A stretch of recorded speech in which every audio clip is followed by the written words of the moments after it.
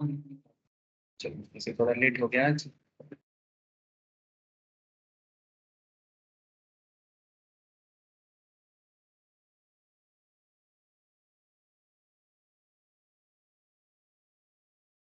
अच्छा, तो जैसे कि ये जो मंडे वाला एक्स्ट्रा क्लास चल रहा है, इसमें हम लोग क्या पढ़ रहे हैं सर? इसमें हम लोग एक्चुअली ये जूरिस्प्रूडेंस का क्लास है, जो सीएस एग्जीक्यूटिव लेवल का जूरिस्प्रूडेंस है उसी के लिए है। लेकिन इसमें कुछ टॉपिक ऐसा भी है जो सीएस एंट्रेंस में भी काम आता है, जैसे कि constitution, law of tort etcetera.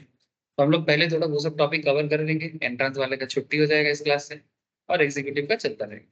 ठीक है, सिंपल बात है। तो हम लोग अभी ना लास्ट क्लास जैसे स्टार्ट किए थे कॉन्स्टिट्यूशन वाला डिस्कशन, तो कॉन्स्टिट्यूशन में थोड़ा सा डेप्थ में जाना पड़ेगा सर, क्योंकि कॉन्स्टिट्यूशन, नोट करो सर, ठीक, हो गया। कॉन्स्टिट्यूशन में क्या है सर कि कॉन्स्टिट्यूशन बेसिकली देश का संविधान है। ठीक है, देश का संविधान को हम लोग ना लास्ट क्लास में उसका इंपॉर्टेंस को समझे थे कि क्यों पढ़ना चाहिए, क्यों जानना चाहिए।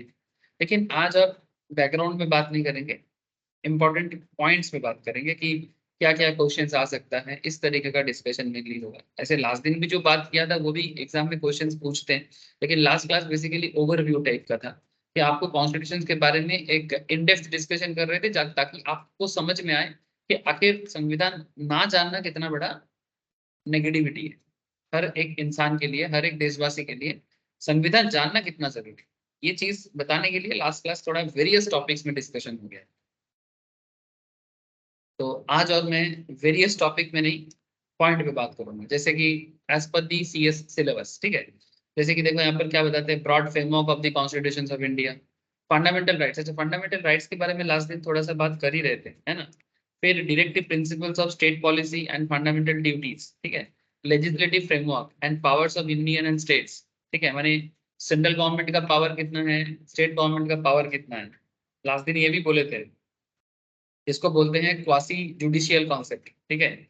अच्छा, फिर धीरे धीरे हम लोग एग्जीक्यूटिव एडमिनिस्ट्रेटिव फ्रेमवर्क में जाएंगे। फिर हम लोग legislative process, money bill, finance bill, other bill, माने बिल कैसे पास होता है, बिल माने एक्ट पास कराने का पहले वाला सिचुएशन। ठीक है, हमारे देश में जब भी कोई एक्ट आता है ना, तो उससे पहले बिल बनाना पड़ता है, फिर वो बिल जाके एक्ट में बदलते हैं। ठीक है, तो इस तरह का सिचुएशन है। फिर हम लोग यहाँ पर कुछ राइट जुरिस्डिक्शंस के बारे में, ये राइट माने WRIT राइट है, ये थोड़ा अलग चीज होता है, मैं समझाऊंगा। राइट जुरिस्डिक्शन क्या है, हाई कोर्ट का क्या काम है, सुप्रीम कोर्ट का क्या काम है, डिफरेंट टाइप ऑफ राइट्स क्या होता है, संविधान क्या देता है, ये सब डिस्कशन थोड़ा आपके साथ करना जरूरी पड़ता है सर। ओके, तो उसी चीज को थोड़ा सा आगे लेके चलते हैं। ऐसे अगर आप लोग चाहो ना, गवर्नमेंट का एक साइट है कॉन्स्टिट्यूशन ऑफ इंडिया बोल के, ये देखो ओपन किया हुआ है, हर भाषा में उपलब्ध है सर। हर भाषा में कॉन्स्टिट्यूशन उपलब्ध है आपका। अगर इंग्लिश पसंद नहीं है, ठीक है, किसी का इंग्लिश अगर वीक है, ऐसे आप लोगों को मैं कभी नहीं बोलूंगा कि आप लोग बिना इंग्लिश का पढ़ो, क्योंकि आप लोग प्रोफेशनल बनोगे ना सर, आपको इंग्लिश में आदत डालना पड़ेगा। क्योंकि एज ए प्रोफेशनल पर्सन आपको, आपका वर्किंग लैंग्वेज इंग्लिश होगा ना, क्योंकि आप नेशनल लेवल में डील करोगे, इंटरनेशनल लेवल पे डील करोगे, तो आपको तो इंग्लिश में ग्रिप करना ही पड़ेगा। लेकिन हाँ, अगर कोई बोलेगा सर हमको उतना नेशनल इंटरनेशनल का कुछ नहीं चाहिए, हमको सिर्फ अपने भाषा में इसको समझना है, या फिर पढ़ना है, या फिर किसी भी नॉर्मल लोग को पढ़ना है, तो वो भी पढ़ सकता है। ये देश का कितना बड़ा डिसीजन है, देखो पहले नहीं था। ठीक है, अभी पूरा एकदम ऑनलाइन वर्जन निकाल दिया। ऐसे पहले था, किताब खरीदता था, लेकिन कोई खरीदता नहीं था उतना। लेकिन अभी गवर्नमेंट चाह रही है कि नहीं, इसको ऑनलाइन में प्रचार करो। बताओ, ये देखो constitution of India Bengali version. ठीक है, जिसको बंगाली पसंद है वो बंगाली, जिसको, ये देखो असमीज रवि। ठीक है, असमीज वर्जन, जानते हैं ना, असमीज पढ़ना आता है ना, तो असमीज ही हो। ठीक है, बिहारी भाषा तो होता नहीं है, हिंदी होता है सिर्फ, तो हिंदी में उपलब्ध हो जाएगा। ठीक है, कई वो इवन संताली, जो लोग ट्राइबल्स है ना, उनका भाषा होता है संताली। ठीक है, सावताल बोलते हैं ना हम लोग, उनका भाषा को भी हमारे संविधान ने बेसिकली ये करता है, यानी फुल्ली उसको भी सेम काइंड ऑफ भाषा का मर्यादा है, तो संताली भाषा में भी पढ़ सकते हैं। और यहाँ पर आप देख सकते हो कश्मीरी, कन्नड़ा, गुजराती, डोगरी, कोंकणी, नेपाली, मराठी, मणिपुरी, मलयालम, मैथिली, अच्छा मैथिली है, मैथिली भाषा में है। ठीक है, Maithili is a mixed of क्या बताए sir, it's type of Bengali and Hindi का एक मिक्स्ड ऑफ है मैथिली भाषा। हाँ सीरियसली, मैं तो मिथिला, मैथिली माने मिथिला, माने सीता जी का जगह सर, जनक, जनकपुरी मिथिला में है। वो नेपाल, आधा हिस्सा नेपाल में है, आधा हिस्सा बिहार में है। जानते हो? क्या जानते हो, कुछ नहीं जानते। ठीक है, बिहार में मधुबनी बोल के डिस्ट्रिक्ट है, मधुबनी डिस्ट्रिक्ट के, उसको पता होगा क्योंकि उसका डिस्ट्रिक्ट मधुबनी, मधु, हाँ वही बंगाली में मधु, मधुबनी बंगाली में कोई बोलेगा नहीं, वो बोलेगा मधु। हाँ मैथिली भाषा है मिथिला। तो मधुबनी का सबसे ज्यादा लड़की लोगों को एक चीज पता है, मधुबनी प्रिंट का साड़ी मिलता है, तो वेरी फेमस, क्योंकि बंगाल में बड़ा पॉपुलर है कि वो जाके दुकान में बोलते हैं कि जैसे बुटीक होता है ना, बुटीक में मधुबनी प्रिंट का हमको साड़ी दिखाइए, वो जाके बोलेगा। मधुबनी क्या है पता नहीं, उसको लगेगा कि कोई मधुबन होगा। अरे भाई मधुबनी एक जगह है जो जहाँ पर बेसिकली राम का कल्चर है, ठीक है, सीता का कल्चर है, और उसको प्रिंटिंग करके उसका जो आर्टिस्टिक फॉर्म है उसको कपड़ा में अलग अलग चीजों में ड्रॉ कर इंटरनेशनल एक्सपोर्ट भी होता है, वहाँ घर घर में होता है ना सर, उसको बताओ। ठीक है तो घर घर में होता है, इंडस्ट्री है, और वो Madhubani international class of designing है। जैसे बिहार में बहुत सारे छोटे छोटे, बंगाल में भी बहुत सारा है। जैसे अब इस ये सब बारे में बात नहीं करेंगे अभी, फिर मैं खो जाऊंगा। छोड़ो, जो भी हो, संविधान हमें किस तरह से पढ़ने का मौका दे रहा है आप देख रहे हो। तो आप अगर, जिसको देखो, मैं ये क्यों बता रहा हूँ, क्योंकि आपको अपने भाषा में अगर पढ़ना आ गया ना तो इजी हो जाएगा। ठीक है, फिर आप अपने जरूरत के हिसाब से उसको वर्किंग लैंग्वेज में, लाइक इंग्लिश में जैसे हम लोग क्लास में डिस्कस करेंगे, कर लेंगे। तो legislative.government.in ये वाला वेबसाइट में जाना सर, और यहाँ से डाउनलोड करना अपनी पसंदीदा भाषा में संविधान को। ठीक है, बाकी ये देखो मेनली दो है accessible version, English and Hindi. ठीक है, हिंदी में भारत में सबसे ज्यादा लोग बात करते हैं, इसलिए हिंदी को रखा गया है, और इंग्लिश में क्योंकि ये वर्किंग लैंग्वेज है ओके। मनुष्य कुर्चिस तो सुनचिस तो अगुदय चीज ओके। देखो सर, तो लास्ट क्लास हम लोग जिस तरह से डिस्कशन करना चालू किए थे, मैं उसी को कंटिन्यू कर रहा हूँ अभी। तो लास्ट दिन हम लोगों ने ये बोल दिया था सर कि ये कॉन्स्टिट्यूशन ऑफ इंडिया इंडिया के लिए है, ठीक है, संविधान भारत के लिए है। इसको समय टू समय ऑल्टरेशन किया गया है, जैसे 1949 में आज से, एंड इसका एप्लीकेशन किया गया, रेटिफाई किया गया 74 साल पहले, 74 ईयर्स बैक, है ना सर, इंपॉर्टेंट बातें हैं।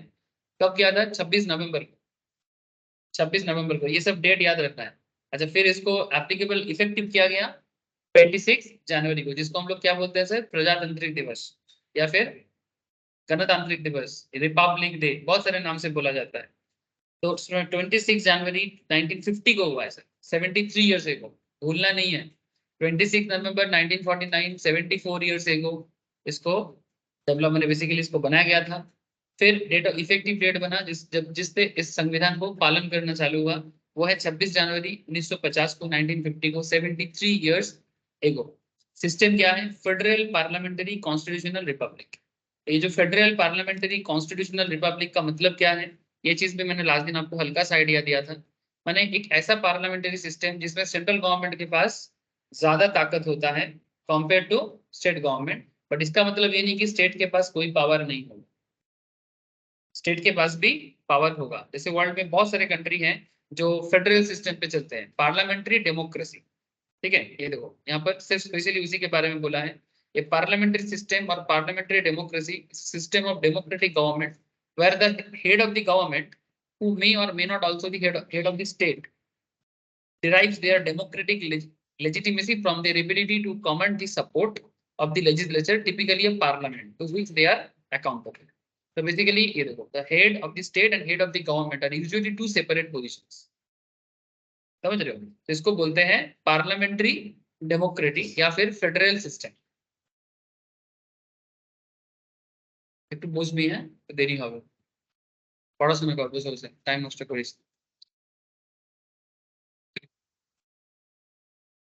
ओके सर, अच्छा देखो, इसमें हेड ऑफ द स्टेट में कौन है? ब्रांचेस क्या है? एग्जीक्यूटिव है, लेजिस्लेचर है, जुडिशियरी है। हेड ऑफ द स्टेट में कौन है? President of India. चेंबर क्या है? राज्यसभा, लोकसभा। एग्जीक्यूटिव कौन है? Prime minister. ठीक है, प्राइम मिनिस्टर बेसिकली कैबिनेट को लीड करते हैं। Lower house and lower house of the parliament, यानी लोकसभा को लीड करते हैं। Judiciary, supreme court, high court, district court. Federalism, जो मैं आपको एक्चुअली बता रहा था, federalism is a mode of government that combines the general government with regional government, यानी सेंट्रल और स्टेट का एक मिलन। जैसे कल हम लोग कुछ स्टेट में वोट देंगे, है ना।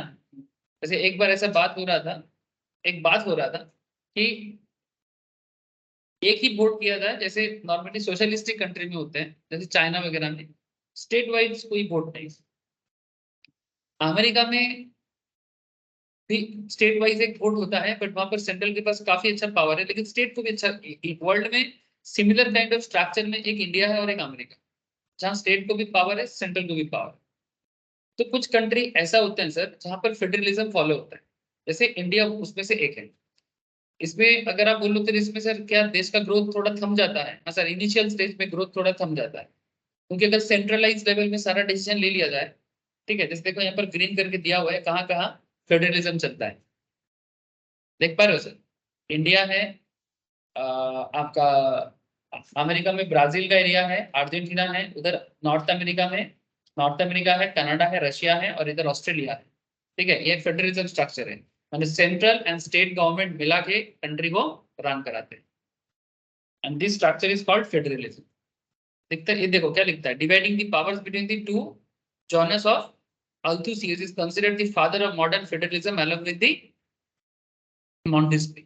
तो इतना ज्यादा जरूरी नहीं है अभी समझने का, बस इतना समझो कि फेडरलिज्म कॉन्सेप्ट क्या है, जहाँ स्टेट और सेंट्रल के पास पावर को डिस्ट्रीब्यूट कर दिया जाता है, पर फिर भी सेंट्रल थोड़ा सा ज्यादा पावर में रहेगा। ठीक है, स्टेट के पास में कभी भी सुप्रीम पावर या अथॉरिटी नहीं दिया जा सकता, अगर ऐसा दे दिया ना फिर मुश्किल हो जाएगा। ठीक है, जैसे करंट इंडिया में जैसे प्रॉब्लम, अगर मैं बोलूँ आपको जानना चाहिए आप लोगों को, जैसे बंगाली में इसको बोलते हैं विच्छिन्नतावादी। विच्छिन्नतावादी मतलब, मैं समझाता हूँ। विच्छिन्नतावादी मैंने हर स्टेट में कहीं ना कहीं एक संगठन बना है, इसको आतंकवाद तो पता नहीं बोलना चाहिए कि नहीं चाहिए, बट कहीं ना कहीं एक आतंकी है। जैसे हर स्टेट में एक ना एक संगठन ऐसा डेवलप हुआ है, और ये आज से नहीं, कोई किसी जगह में 25 साल पहले, किसी जगह में 30 साल पहले। जैसे सबसे बड़ा अगर नाम लिया जाए तो पंजाब में खालिस्तानी मूवमेंट। खालिस्तान क्या चाहता है? वो चाहता है कि पूरा पंजाब को इंडिया से अलग कर दे। ठीक है, सिमिलरली, ठीक जैसे कुछ साल पहले मैंने जब इंडिया आजाद हुआ था उस टाइम पे बांग्लादेश हमसे अलग हुआ था, पाकिस्तान हमसे अलग हुआ था, एक्चुअली बांग्लादेश पाकिस्तान मिलकर अलग हुआ था। तो वो तो फिर भी चलो प्री इंडिपेंडेंस टाइम पे हुआ था, लेकिन न्यू इंडिया में अगर हर जगह में बोले भाई हम इंडिया से अलग होंगे, तो इंडिया फिर बचेगा क्या? जैसे कश्मीर बोलते हैं हमें अलग कर दे, अभी तो कश्मीर का मुद्दा प्रॉब्लम है ना। तो ये दोनों मुद्दे पे, कश्मीर और पंजाब दोनों मुद्दे पे एक कॉमन चीज है, दोनों के पीछे पाकिस्तान है। ये जो पूरा पंजाब मांगता है ना, एक्चुअली पाकिस्तान का जो, अगर आप लोगों को नॉलेज नहीं है शायद, हो भी सकता है, पंजाब पाकिस्तान का आधा से ज्यादा लोग पंजाबी है। ये बात आप लोगों को समझना चाहिए, पाकिस्तान में सबसे ज्यादा लोग पंजाबी में ही बात करता है, और आधा लोग सिंधरी है, सिंधरी। सिंधरी माने ये हमारा देश का नाम क्या क्यों पड़ा, इंदस क्यों पड़ा, इंडिया क्यों पड़ा? सिंध रिवर के कारण ना, सिंध माने सिंधु नदी। सिंधु नदी बंगाली में हम लोग बोलते हैं, हिंदी में बोलते हैं सिंध रिवर। ठीक है, और इंग्लिश में उसको बोलते हैं इंदास, क्या बोलते हैं? इंदास। ठीक है, तो इसी के किनारे में बसा हुआ जो लोग हैं उनको बोलते हैं इंदास वैली सिविलाइजेशन, या फिर सिंधु सभ्यता, या सिंध वैली, इस तरह से बोलते हैं सिंधु सभ्यता। अब सर वो जो सिंधरी पार्ट है ना, जो पाकिस्तान के कराची है ना, कराची और उसके आसपास का एरिया जो है वो सिंधरी लोगों का जगह है। भले ही आज उसका मजहब कुछ अलग हो, किसी का धर्म कुछ और हो सकता है, बट लोग का पहचान उसके भाषा से होता है, उसके रीजन से होता है। जैसे हम लोग अपने आप को बंगाली क्यों बोलते हैं? बिकॉज ये जगह का नाम है बोंगो, दैट्स वाई हम लोग बने बंगाली या बंगाली। इसलिए बाहर के लोग हमें क्या बोलते हैं? बंगाली बोलते हैं, बंगाली नहीं बोलते हैं, बोंगो से बंगाली। समझ रहे हैं? सिमिलरली सिंध के लोगों को क्या बोलते हैं? सिंधरी। भारत में भी सिंधरी लोग रहते हैं, गुजरात का कुछ हिस्से में, इवन कोलकाता में भी काफी सिंधरी रहते हैं। जैसे एक एक हम लोग जो लोग बंगाली बैकग्राउंड से, उनको पता होगा, हमारे बंगाल में एक बड़ा फेमस सिनेमा स्टार है, मूवी स्टार, नाम बोलेंगे तो अभी पहचान जाओगे आप। जीत। जीत बंगाली नहीं है, सिंधरी है। हाँ, वो सिंदरी है, इसीलिए मैं बोला। आप लोग जानते हो ना, जीत को जानते हो आप लोग? Very good. नहीं जानना चाहिए, लोकल एक्टर है यहाँ का, बंगाल का फेमस एक्टर। ठीक है, जैसे तुम लोग का आसाम में भी लोकल होगा ना कोई, बिहार में जैसे भोजपुरी इंडस्ट्री में होता है, वैसे बंगाली की फिल्म इंडस्ट्री है, वहाँ पे एक बड़ा अच्छा फिल्म एक्टर है, एक्शन मूवी करता है, जीत को। ठीक है बड़ा फेमस है, तो वो सिंदरी है एक्चुअली। तो जो भी हो, मैं कहना क्यों चाह, क्योंकि ये जो पाकिस्तान में पंजाबी बोला जाता है, तो ये भारत का पंजाब और पाकिस्तान का पंजाब पूरा सेम ही है। वो तो ब्रिटिश लोग तोड़ के और कुछ झमेला करके हो गया। अब प्रॉब्लम क्या है सर, कि आज बोलते हैं कि हमको अलग पंजाब दे दो, खालिस्तान बनाएंगे। उसमें एक्चुअल पूरा पंजाब शामिल नहीं है, कुछ कनाडा में बसा हुआ लोग हैं जो पंजाबी है, और वो बेसिकली वहां बैठ के पाकिस्तान का चमचागिरी कर रहा है और इंडिया को तोड़ने का कोशिश कर। तो इधर पंजाब बोलेगा टूट जाएंगे, उधर कश्मीर बोलेगा भारत से अलग हो जाएंगे। इधर तुम इधर साइड में आ जाओ, नॉर्थ ईस्ट में मणिपुर मिजोरम, इधर एक प्रॉब्लम है। ठीक है, ये लोग बोलता है, कभी कभी बोलता है कि मैंने एक बार ऐसा हुआ था कि वो बोलेगा अरुणाचल, जैसे कभी बोलेगा कि चाइना का अच्छा, वो कभी बोलता नहीं है, लेकिन कभी अगर चाइना बोल रहा है कि अरुणाचल हमारा है। ठीक है, मतलब अरुणाचल ही नहीं बोल रहे कि हम चाइना के। ठीक है, लेकिन हाँ कुछ प्रॉब्लम है, चाइना उसको क्लेम करता है अरुणाचल को। आज अरुणाचल को क्लेम कर रहा है, कल बोलेगा मिजोरम मेरा है परसों बोलेगा मणिपुर भी मेरा है। बात समझो, तो फिर भारत कहाँ रहेगा? फिर पश्चिम बंगाल बोलेगा हम भी अलग हो जाएंगे। सब बोलता नहीं है, बोलेगा भी नहीं। ठीक है, अगर हर कोई इस तरह से देश को तोड़ेगा, तो फिर देश कहाँ रहेगा? इसीलिए सेंट्रल गवर्नमेंट के पास ज्यादा पावर होना चाहिए। सुना, बात समझ रहे हो? तो ये फेडरल स्ट्रक्चर का फायदा है। अब इसमें कभी कभी कोई बोलेगा देखो सेंट्रल गवर्नमेंट अपने हिसाब से रूल करता है। हाँ देखो, हर चीज का एक पॉजिटिव नेगेटिव होता है। अगर सेंट्रल में कोई माने खराब कोई बैठ गया, तो ऑब्वियसली हो सकता है कि वो देश के लिए अच्छा बात ना हो। लेकिन वो लोगों को देखना है कि सेंट्रल में हमेशा एक पावरफुल एंड एक न्यूट्रल लीडर बैठे, जो पूरा देश को अपना मानता हो। जिसके लिए मतलब मैं जैसे मानो अगर मोदी जी बोलेंगे कि गुजरात, मैं गुजराती हूँ तो फिर गुजरात के लिए मैं डेवलपमेंट करूंगा, तो ये एक प्रधानमंत्री को शोभा नहीं देती। राहुल गांधी बोलेगा मैं दिल्ली में रहता हूँ तो मैं सिर्फ दिल्ली या उत्तर प्रदेश में ही डेवलपमेंट करूंगा और कहीं पर डेवलपमेंट नहीं करूंगा, तो ये प्रधानमंत्री के कैरेक्टर को शोभा नहीं देता। जैसे अगर कल ममता दीदी प्रधानमंत्री अगर बाई चांस बन जाता है, सिर्फ बनेगा नहीं सबको पता है, लेकिन अगर मानो वो बोलेगा कि हम प्रधानमंत्री बन के फिर बंगाल का ही डेवलपमेंट करेंगे, क्योंकि देश का पावर मेरे हाथ में, तो देश का प्रधानमंत्री उसको होना चाहिए जो पूरा। हाँ, वो अलग बात है। लेकिन मेरा कहने का, नीतीश कुमार अगर बन जाए तो वो बोलेगा मैं बिहार का डेवलपमेंट सिर्फ करूंगा। प्रधानमंत्री का फेस कभी ऐसा नहीं होना चाहिए, प्रधानमंत्री पूरा देश का प्रधानमंत्री है, और वो पूरा देश को अपना माने। ये माने बहुत बड़ा दिल होना पड़ता है sir, you need a big heart, then only you can serve a country. जैसे हमारे यहाँ पर राजनीतिक सिचुएशंस क्या कभी कभी बनता है, आप लोगों को पता होगा। जैसे मानो मैं बंगाल का बात कर रहा हूँ, हर जगह का अपना है। बंगाल में क्या चलता है, जैसे जब बीजेपी आ रहा है ना, यहाँ पर पॉलिटिक्स में एस्टेब्लिश हुआ, सीपीएम का थोड़ा सा दिन खराब चला गया, अब होगा, होना ही था, वो छोड़ो। पॉइंट है कि बीजेपी जब इधर आ रहा है तो यहाँ पर लोगों को नारा लगाया जा रहा है कि बीजेपी बाहर का पार्टी है, नॉन बंगाली लोगों का पार्टी है, बंगाल में इनको जगह नहीं मिलना चाहिए। पॉइंट में नोटेड, क्योंकि गलत नॉलेज, गलत है सर। क्योंकि बीजेपी बनाया है बंगाली नॉन बंगाली दोनों मिला के। जैसे श्यामा प्रसाद मुखर्जी बीजेपी का वन ऑफ दी मेन मैंने फाउंडर मेंबर है, जो कि बंगाली है, वो बंगाली है। ठीक है, लेकिन अगर तुम देखो इधर चले जाओ उत्तर प्रदेश में, दीनदयाल उपाध्याय। ठीक है, मुगल सराय में आज उसका नाम दीनदयाल उपाध्याय हो गया, मुगल सराय में बहुत बड़ा नेता था वो भी बीजेपी का फाउंडर मेंबर में से एक। नाउ पॉइंट इज दैट कि सर ऐसा नहीं है कि कोई पार्टी किसी का किसी पर्टिकुलर एरिया का नहीं होता, वो देश का होता है। अब लोगों को यहाँ पर समझा जा रहा है कि वो बाहर का पार्टी है। अरे ये बाहर का अंदर का क्या चीज है?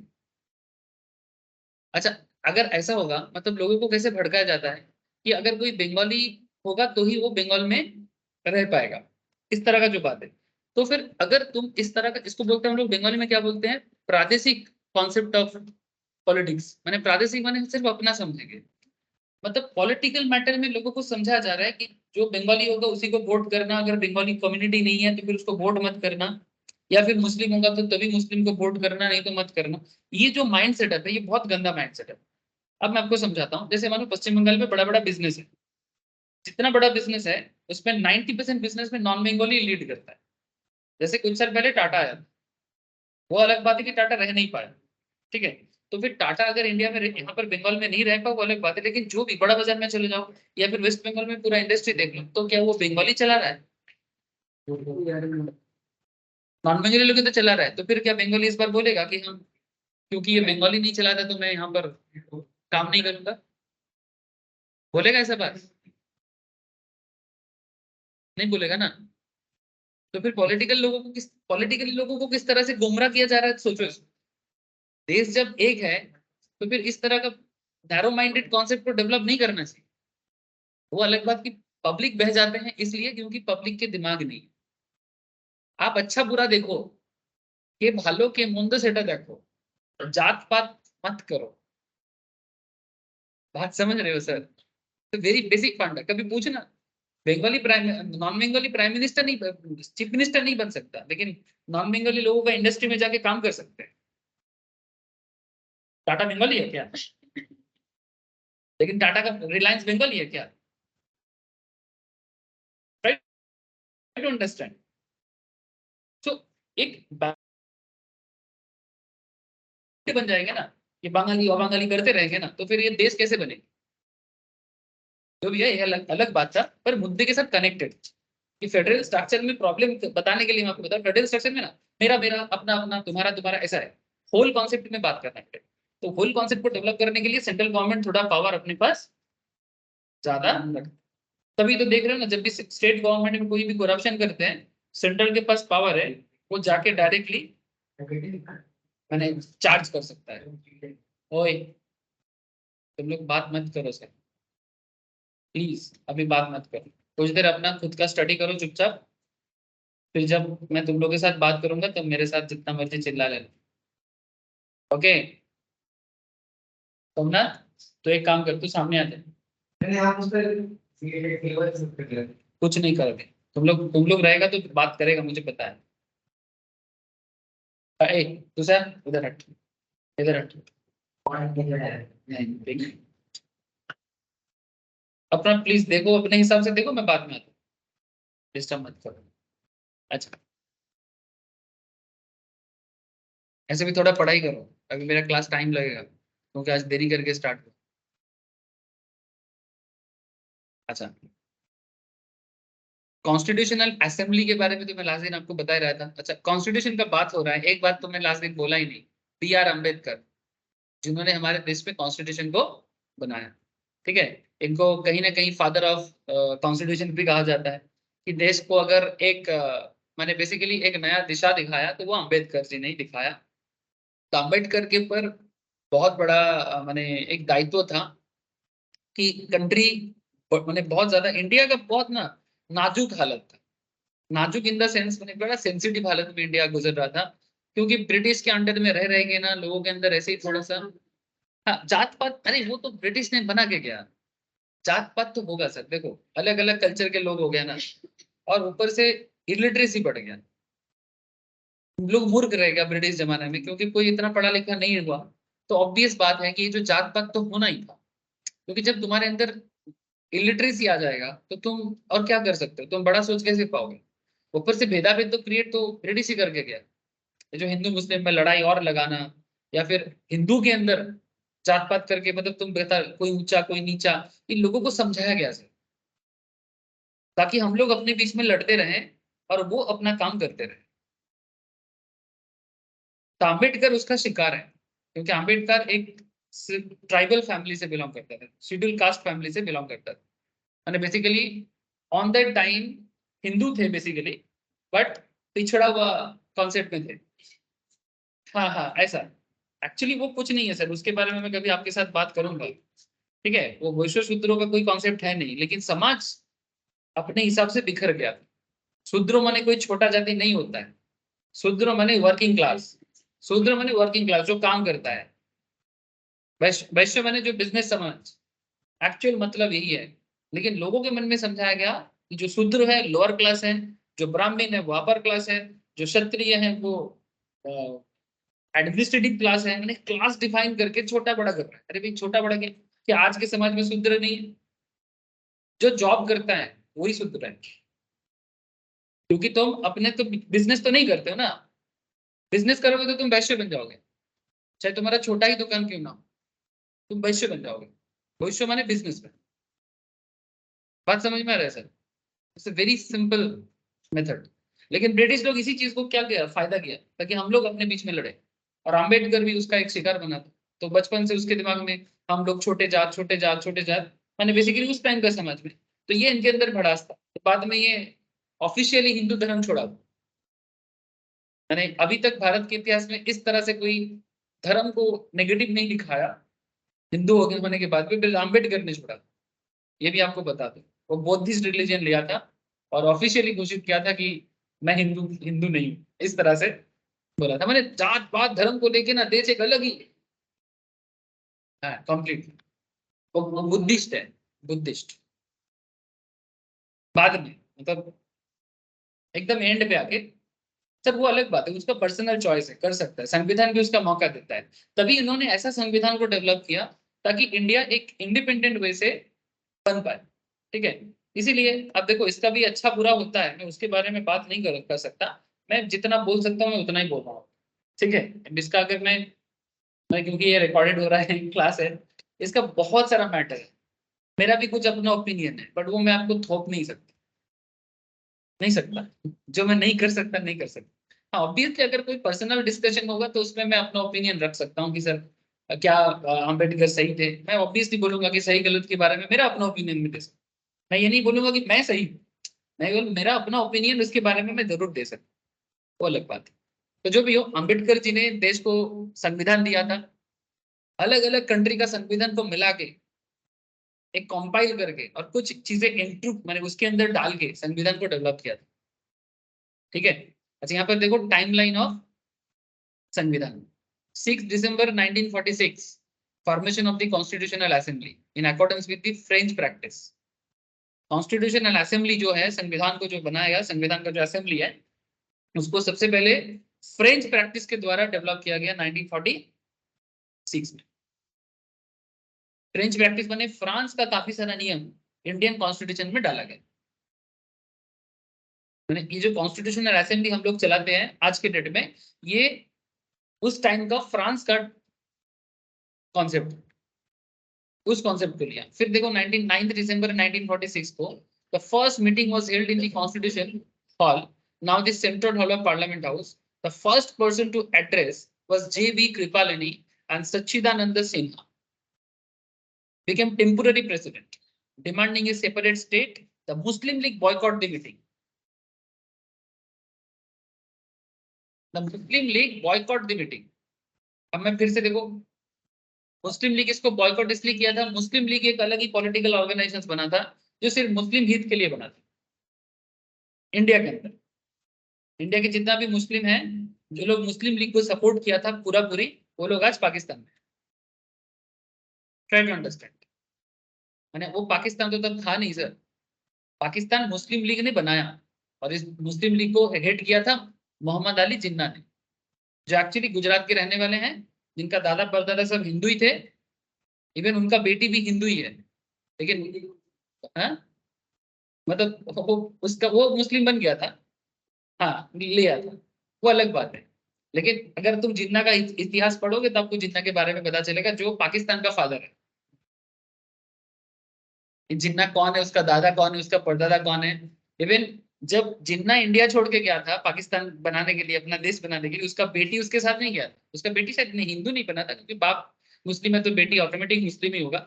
लेकिन उसका बेटी उसके साथ नहीं गया था, उसका बेटी अपना मरते दम तक बॉम्बे में ही रहा। मतलब वो भारत के साथ थे लेकिन उसका पापा पाकिस्तान के साथ है। तो आप समझ रहे हैं कि पाकिस्तान हिंदुस्तान कैसे बना है। Just try to understand. तो मुस्लिम लीग बेसिकली वो पार्टी था जो मुस्लिम हित के लिए उस टाइम पे देश के अंदर अपना ऑर्गेनाइजेशन को खड़ा किया। तो जो भी हो, कॉन्स्टिट्यूशन बन रहा था लेकिन मुस्लिम लीग बॉयकॉट किया। और जो लोग प्योर मुस्लिम लीग को सपोर्ट किया, आज वो लोग पाकिस्तान, भारत के अंदर जो मुसलमान आज भी रहते हैं, ऑब्वियसली वो सपोर्ट नहीं किया था, वो अलग मुसलमान देश नहीं चाहता। वो भारत के साथ ही रहना चाहता था, भारत को ही अपना मातृभूमि पितृभूमि माना, तभी वो इधर रहा। वो अलग से एक देश बनाने का क्लेम नहीं किया, इसलिए आज भारत में पाकिस्तान से भी ज्यादा मुसलमान रहते हैं। अगर वो लोग पूरा का पूरा मुस्लिम लीग को सपोर्ट करता तो आज शायद सारा मुसलमान पाकिस्तान चले जाते। ऐसे कुछ लोग हैं सर, आज भी जो हमारे यहाँ पर देश के अंदर भेदभाव करते हैं ना, कुछ मुस्लिम लोग जो कट्टरता कराते हैं, वो एक्चुअली पाकिस्तान जाना चाहता था, जो बिहार में और उत्तर प्रदेश में ज्यादा दिखता है। लेकिन वो लोगों को पाकिस्तान ने जगह नहीं दिया।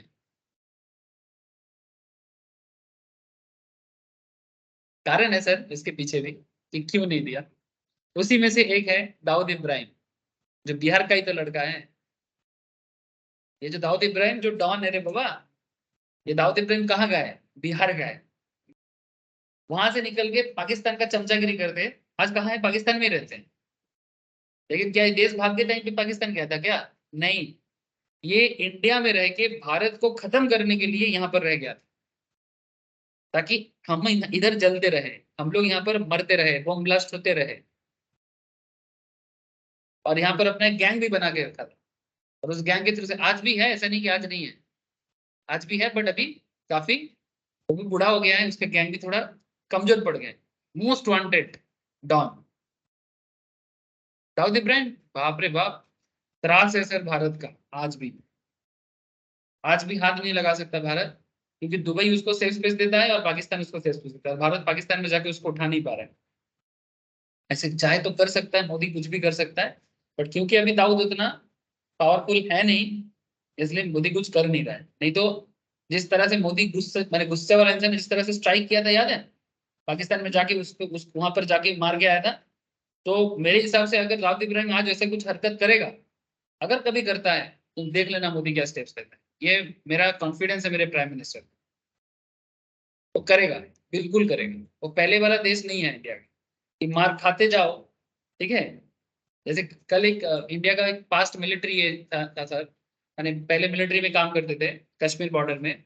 तो 90s के टाइम पे जो लोग फौजी में थे, उनको ना परमिशन नहीं था कि पाकिस्तान पे डायरेक्ट अटैक करने का। क्यों नहीं था? कारण ये था कि जैसे पाकिस्तानी लोग ना, हम भारत के सिपाही को चिढ़ाता था। क्यों चिढ़ाता था? इसलिए चिढ़ाता था कि अगर वो बोलता था कि भाई देखो, मैं जैसे पाकिस्तान में ना मिलिट्री के ऊपर काफी पावर है, उसको ना बात बात में गवर्नमेंट को पूछना नहीं पड़ता कि क्या हम गोली चलाए, क्या हम, मैंने मानो कि पाकिस्तान ने फायर कर दिया, मानो हमारा 10 लोग मारा गया, तो पाकिस्तान हमको मारा, फिर हम उसको फिर बार नहीं कर सकते। दिल्ली में परमिशन लेना पड़ेगा, तब जाके हम लोग बंदूक से गोली निकालेंगे, अदरवाइज नहीं। तो इसमें तो हम लोग का और 10 लोग मर जाएगा। तो पाकिस्तान बोलते हैं हमारा मिलिट्री सब कुछ है, हम तो डायरेक्टली, हमारे ही ऊपर पावर है, पूरा कर देंगे। भारत में आज के जमाने में ये चीज नहीं है। रिसेंटली कश्मीर बॉर्डर में गया था, तो बोला आजकल आप लोग कैसे करते हैं? आजकल जो गवर्नमेंट जो पावर देके रखा है, तो बोलता है कि क्या करते हैं देखेंगे, परमिशन तो छोड़ो, ऐसे ही पाकिस्तान बॉर्डर में फायरिंग करके दिखा दिया, ऐसे ही फायरिंग करके दिखा दिया आज के डेट में। कोई दिल्ली से पूछना नहीं है। जरूरी है ना सर? अरे भाई वो मारेगा और हम क्या सिर्फ खाते जाएंगे? मैंने कौन किस लेवल का गांधीगिरी है ये? तो देश इतना आसानी से नहीं बना सर, बहुत मुश्किल है, बहुत पापड़ बेलना पड़ता है। संविधान पढ़ोगे तो समझ में आएगा। एक एक देखो यहाँ पे ना, एक एक चीज से इतिहास निकल के आएगा, यहाँ का एक एक पॉइंट इतिहास निकल के आएगा, और वो इतिहास से आपको पता लगेगा देश का सच्चाई और कहाँ क्या गड़बड़ हुआ है। जो देश आप देख रहे हो, और कभी कभी लगता है ना देश का डेवलपमेंट नहीं हुआ है, हम लोग पीछे रह गए हैं। और वो पीछे अगर क्यों रहे? क्योंकि यहाँ पर हिस्टोरिकल गलती है, और वो हिस्टोरिकल गलती के कारण हम लोग पीछे हैं। और जब तक वो गलती को नहीं मानेंगे और उसको रेक्टिफिकेशन ऑफ एरर अकाउंट्स में नहीं करते हम लोग, क्यों करते हैं रेक्टिफिकेशन ऑफ एरर? गलती सुधारेंगे नहीं तो बैलेंस शीट टैली करेगा कभी? करेगा? कभी नहीं करेगा। तो इसलिए गलती होने से गलती को मानना चाहिए और उसको सुधारना चाहिए। अब कई बार हम लोग, नॉर्मल लोग राजनीति में बात करते हैं, बोलता है कि कुछ लोग ऐसे बोलते हैं कि पुराने मुद्दा उखाड़ के क्या होगा। अरे भाई अगर पुराने में गलती हुआ है तो उसको मानना पड़ेगा। आप बोलेगे कि नहीं हर चीज को ढक दो, मतलब तुम बोल रहे हो कि रेक्टिफाई मत करो, एरर नहीं रहने दो, उसको ढक दो, पुराना बात है क्यों उठा रहे हो? बात तो पुराने का है नहीं। बात है कि जो एरर हुआ है उसको ठीक करना है और उसको मानना है। जब तक सच्चाई को मानेंगे नहीं, उसको सुधारेंगे नहीं, तो फिर आगे कैसे बढ़ेंगे? जस्ट इमेजिन, अकाउंट्स के हिसाब से ही मिल जा रहा है बात। रेक्टिफिकेशन ऑफ एरर का एंट्री इसीलिए जरूरी है क्योंकि अगर मैं रेक्टिफिकेशन नहीं करूंगा तो ऑटोमेटिकली मेरा बैलेंस शीट जिंदगी भर टैली नहीं करेगा, और टैली नहीं करना मैंने अकाउंट्स गलत है। सिंपल सी बात है। तो एक एक मुद्दा इंपॉर्टेंट है। अब इसमें मैं ये नहीं बोलता, देखो एक होता है कि इसको जस्ट रट लेना, और एक होता है इसके पीछे का हर कारण को जानना। अगर किसी को, मैं ये नहीं बोलता कि आप लोग हर कारण को जानिए, मैं नहीं बोलता, वो तो इंटरेस्ट पे डिपेंड करता है। अगर इंटरेस्ट आ जाए आप खुद ही पढ़ लेना, मेरे को कोई जरूरत ही नहीं है। 11 दिसंबर 1946 को the assembly appointed Rajendra Prasad as its president, 46 को, ठीक है।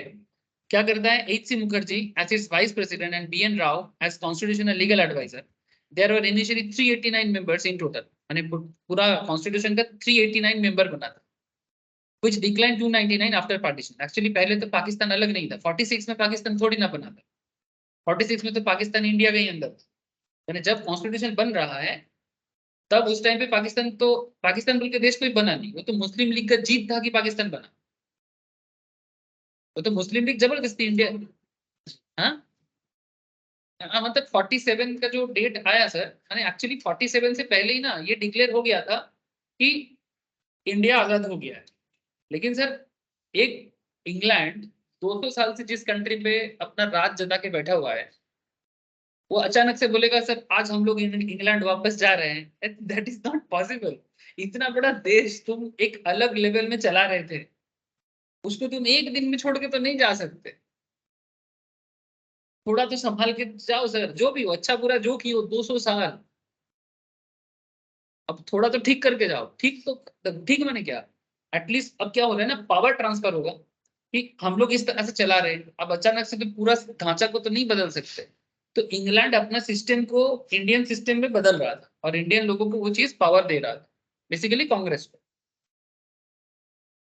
अब इसमें पाकिस्तान बोल के कोई था नहीं, तो पाकिस्तान, इवन गांधी जी कोलकाता में आए थे सर, 46 में एक बहुत बड़ा दंगा हुआ था, हिंदू मुस्लिम दंगा, भयंकर। मैंने कोलकाता जो दंगा देखा है 46 में, और पूरा एंटायर बांग्लादेश में भी हुआ है, वो दंगा मैंने इतना भयंकर है, इतिहास में आज भी इतना बड़ा मैंने रिलीजियस क्लैश। इसीलिए कोलकाता ना अभी भी डरता है कि अगर फिर से 46 हो जाए ना, तो कोलकाता डर, हमेशा डर जाते हैं, इसलिए कोलकाता एडजस्ट कर रहे थे। यहाँ पर इसलिए देखना हिंदू मुस्लिम में उतना लड़ाई नहीं होता है।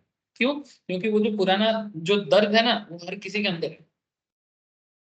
गांधी जी दिल्ली से आया था 48 में, 48 में नोआखाली का दंगा बोला जाता है।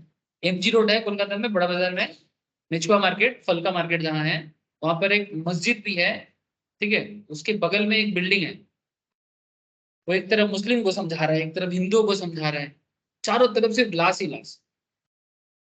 मैं आपको इतिहास नहीं पढ़ा रहा हूँ, मैं आपको कॉन्स्टिट्यूशन पढ़ा रहा हूँ। गांधी जी बोला था अगर देश अलग होगा तो मेरे लाश के ऊपर से जाएगा। लेकिन गांधी जी तब तो पावर में नहीं थे, एज भी हो गया था। प्रॉब्लम आ गया नेहरू पे। नेहरू बोल रहे, नेहरू को, नेहरू सुन ही नहीं रहा था उस टाइम पे गांधी जी, क्योंकि उसको अपना पावर चाहिए था। और उधर जितना भी अपना एकदम जीत पकड़ के बैठा हुआ है कि हमें अलग देश दे दो, क्योंकि हम भारत, तो इवन गांधी जी ये भी बोला था कि कुछ सालों के लिए जितना कोई भारत का प्राइम मिनिस्टर बना दो। ऐसे भी वो हार्डली एक साल ही जिया था सर, पाकिस्तान बनने के बाद। उसको कैंसर था।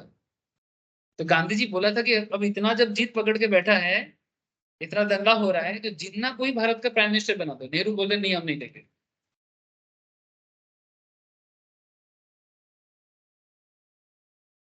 समझ में आ रहा है आप लोगों को? तो अल्टीमेटली क्या हुआ, पाकिस्तान बना, जो आज हकीकत है। लेकिन गांधी बोला था, इवन सरदार पटेल भी बोला था इट्स ओके, जब बापू बोल रहे हैं, क्योंकि गांधी जी मेन लीडर थे, सुनता था सब उनका। लेकिन तब गांधी जी का, और ये नाथूराम गॉडसे जिसने गांधी जी को मारा, हम लोग उसको आज आतंकवाद बोलते हैं। लेकिन नाथूराम गॉडसे का दुख ये था ना कि देश क्यों टूटेगा, और गांधी तुम ही तो सब कुछ हो, तुमने क्यों नहीं रोक पाए? और अगर देश को टूटने में अगर किसी दो जाति का सबसे ज्यादा प्रॉब्लम हुआ है, वो है एक बांग्ला, बस बांग्ला माने बंगाल, और एक है पंजाब। यही तो दो बॉर्डर है ना जहाँ पर सबसे ज्यादा प्रॉब्लम है, लाशें गिरा है, सबसे ज्यादा लोग इधर से उधर हुआ है, और आज भी सबसे ज्यादा प्रॉब्लम यही दो बॉर्डर में है। कश्मीर को थोड़ा अलग कर देते हैं इस मुद्दे से, वो अलग चीज है, उसका अलग मुद्दा है। I hope you understand. मैं बार बार इतिहास में इसलिए जाना पड़ रहा है क्योंकि प्रेजेंट सिचुएशन को समझने के लिए थोड़ा 46 का बात कर रहे हैं सर, तो 46 तो याद आएगा ना कि 46 में क्या चल रहा था। तो ये देखो तो 46 में ही डिसाइड थोड़ा हो रहा है कि नहीं पार्टीशन होगा, तो पार्टीशन होगा तो ऑटोमेटिकली 389 की जगह 296 292 हो गया, क्योंकि भारत के अंदर तो और पाकिस्तान नहीं रहेगा। अच्छा, ऊपर से बांग्लादेश भी पाकिस्तान हो गया, जो आज का बांग्लादेश। तो कहीं ना कहीं देश टूट रहा था और ऑटोमेटिकली मेंबरशिप भी कम हो रहा था। क्लियर हो रहा है सर? देखो समझना जरूरी है, हिस्टोरिकल फैक्ट्स है। 13 दिसंबर 46 में an objective resolution was presented by Jawaharlal Nehru laying down the underlying principles of the constitutions। आज भी इसका वीडियो अवेलेबल है। जब संविधान जिस दिन बना था उस दिन नेहरू, प्राइम मिनिस्टर जवाहरलाल नेहरू जिस तरह से इंग्लिश में संपादन किया था पूरा देश को कि किस तरह से संविधान का पालन करना चाहिए नहीं करना चाहिए, आधा से लोगों को तो समझ में नहीं आया था क्योंकि देश तो मूर्ख था सर, इंग्लिश में भाषण मार रहा प्रधानमंत्री। आज का इंडिया में फिर भी समझ सकता हूँ क्योंकि आज का इंडिया इंग्लिश समझता है। तब का इंडिया क्या इंग्लिश समझता है, जितना लोग सिर्फ वो ब्रिटिश स्कूल में पढ़ा है और ब्रिटिश से बिलेट से पढ़ के आया है उसी लोगों को पता था। 99% इंडियंस को इंग्लिश नहीं पता था। जवाहरलाल नेहरू इंग्लिश में कॉन्स्टिट्यूशन का प्रियम्बल पढ़ रहे हैं, जो हम लोग लास्ट दिन पढ़े थे। लोगों को क्या समझ में आएगा, लोगों को सीधे हमको आजादी मिला है, झंडा लहराया जा रहा है। जब तुम्हारा देश का जनता देसी हो और 5% 6% लोग जो इंग्लिश जानते हो उनको इग्नोर करो ना, वो तो हिंदी बांग्ला सब समझते हैं। तुम हिंदी में बोलो, लोकल लैंग्वेज में बोलो ताकि पूरा देश समझ पाए, जो भी हो। लेकिन मतलब गलती ने नेहरू नहीं किया था कि संविधान उसी दिन से लोगों को पता नहीं है। संविधान पे देश चलता है लेकिन संविधान पता ही नहीं है उसी दिन से क्योंकि बताया जो नहीं अपने लैंग्वेज। समझे सर? 22 जनवरी 1947 ऑब्जेक्टिव रेजोल्यूशन अनएनिमसली अडॉप्टेड। 22 जुलाई 1947 नेशनल फ्लैग अडॉप्ट हुआ सर, याद रखना।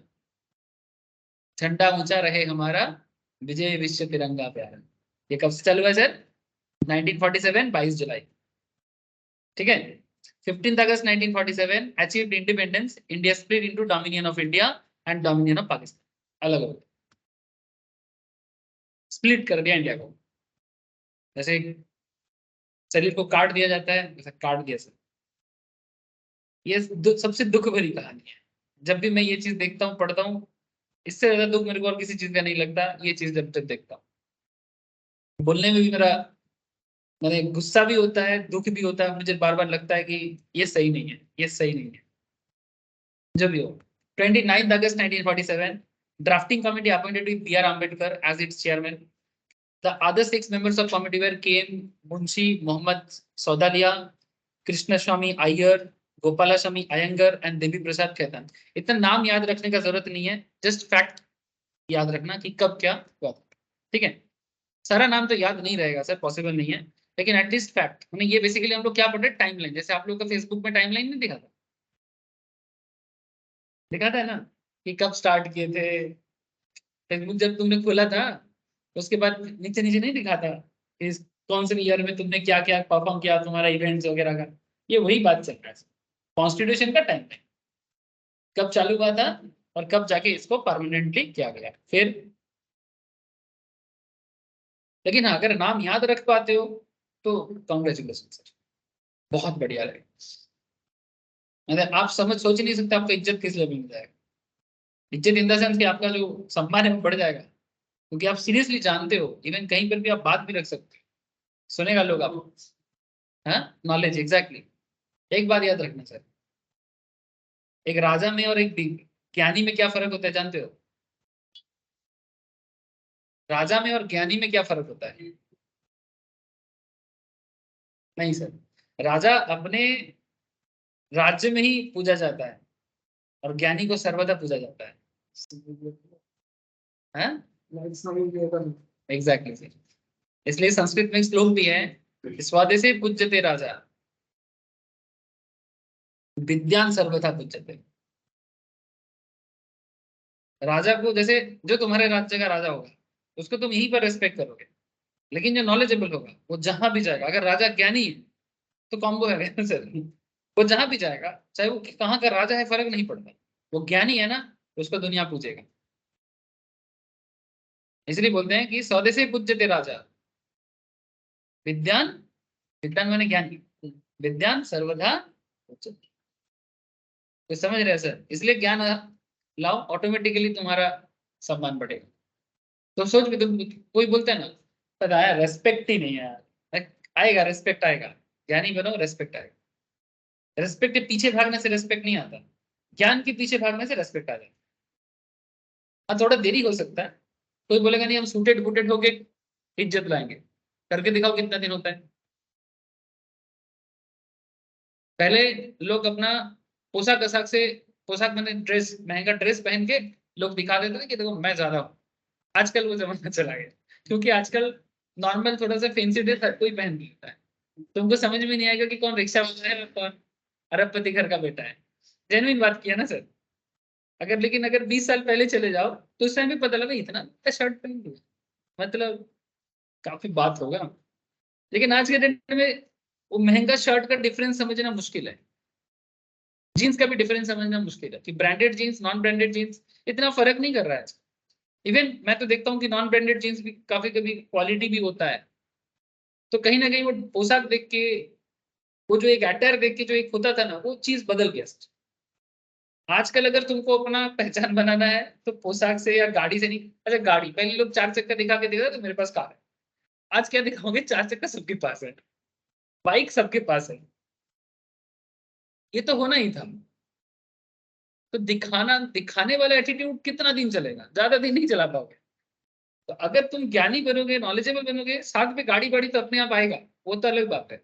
लेकिन तुम्हारा रिस्पेक्ट ज्यादा होगा, किसी और का रिस्पेक्ट कम नहीं होना चाहिए, वो अलग बात है। बट तुम बाकी लोगों से ज्यादा बेहतर सिचुएशंस में रहोगे, उसका एक ही डिफरेंस होगा, तुम्हारा नॉलेज। लिख के रख लेना सर, 10 साल बाद मिल लेना, जब मैं और थोड़ा बूढ़ा हो जाऊंगा और तुम लोग अभी दाढ़ी पकना चालू हो जाएगा। वो 3 इडियट्स में एक था ना सर, लगा वेट, लगा सर 10 साल बाद मिलेंगे यहीं पर, वो दारू पी रहा था ना वो लोग छत पे। अच्छा उसके बाद 26 नवंबर का दिन आया, ठीक है। फिर 24 जनवरी 1950, last meeting of constituent assembly, the constitution was signed and accepted with 395 article. जिस दिन कॉन्स्टिट्यूशन एक्सेप्ट किया गया, 395 आर्टिकल, 8 शेड्यूल एंड 22 पार्ट्स, ठीक है। 26 जनवरी याद रखने वाला चीज है सर, 26 जनवरी 1950 को constitution came into force, process took 2 years 11 months 18 days and total expenditure 6.4 billion to finish. Constitution को बनाने में जनरल नॉलेज है 6.4 मिलियन का खर्चा हुआ था। जीवी Mavalankar was the first speaker of Lok Sabha. Lok Sabha में हम लोग देखते हैं, अगर लोकसभा टीवी देखे हो कभी, यूट्यूब में भी चैनल है, खोल के कभी देख लेना। बहुत इधर उधर का चैनल देखते हो, लोकसभा टीवी का चैनल भी ओपन करके देख लेना, टीवी में तो देखोगे नहीं, ठीक है। यूट्यूब में मिलेगा, लोकसभा टीवी होता है सर। अभी कुछ दिन बाद शायद ठंडा का टाइम आ जाएगा, मैं उसको बोलते हैं शीतकालीन, ठंडा कालीन अधिवेशन चालू होगा लोकसभा में, कभी बैठ के सुनना कि तुम्हारे राज्य का मेंबर तुम्हारे लिए क्या कर रहा है। जैसे हमारे मेंबर ऑफ पार्लियामेंट है ना सर हमारे वेस्ट बंगाल में, जैसे मानो कुछ सिनेमा आर्टिस्ट भी है ना, जैसे देव है ना सर, बीबी, नुसरत जहां, ये लोग है ना सर एमपी। तो देखना कभी वो लोग बैठ के क्या कर रहे हैं, कुछ काम का कर रहे हैं कि वहां पर बैठे बैठे से सेल्फी ले रहे हैं। अगर सेल्फी ले रहा है, कुछ काम का बात नहीं कर पा रहा है, तो अगले बार वोट मत देना, अगले बार वोट मत देना, क्योंकि वो एलिजिबल नहीं है तुम्हारा बात रखने के लिए। तो मत दो। सिर्फ देव है बोल के वोट दे देंगे क्या, सिर्फ मिमी है बोल के वोट दे देंगे क्या। जो लोग बंगाली इंडस्ट्री को जानते हैं वो समझ पा रहे हैं। सर आप सारा खबर रखते हो? अरे हाँ, रखना पड़ता है। मैं सुनता हूँ देव क्या बोल रहा है, मिमी क्या बोल रहा है, मैं सुनता हूँ। एमपी बन के गया है भाई, क्या बोलता है मतलब क्या तुमने सच में समझाया तुम्हें एमपी बनने का, तुझे बन गए? ममता दीदी कैंडिडेट देगा, देखो भाई जिसका पॉपुलैरिटी होगा, ममता दीदी बोलेगा भाई आप यहाँ खड़े हो जाओ, आप वहां खड़े हो जाओ। बट पब्लिक को चूज करना है कि ये पर्सन मेरे को लीड करने लायक है कि नहीं। दीदी का क्या है, वो तो बेसिकली लॉटरी खेलेगा, जीत गया तो भाई मेरा, नहीं जीता तो भी मेरा। उसका क्या है, वो तो लीडर है, वो अपनी पार्टी के लिए करेगा। लेकिन पब्लिक क्या कर रहा है? इसलिए देखना लोकसभा टीवी में पहला स्पीकर कौन था। स्पीकर माने वो होता है जो पूरा हॉल को कंट्रोल करता है। जैसे आज स्पीकर है सर, मेन स्पीकर है, हेड स्पीकर समथिंग अग्रवाल। नाम बताओगे कोई? गूगल करके देखो तो कुछ अग्रवाल है। ओम नहीं, अग्रवाल नहीं, बिरला, ओम बिरला। ओम बिरला मेन स्पीकर है आज का। उस टाइम पे था जीवी Mavalankar, the lower house of the parliament after India turn into a republic. याद रहेगा सर। अच्छा, मेंबरशिप में कौन कौन थे देखो। बी आर अम्बेडकर, संजय ठाके, अच्छा ये शुभम का क्वेश्चन पे चीज था ना। मैम तो के मैसेज पर टीचर तो है। हाँ,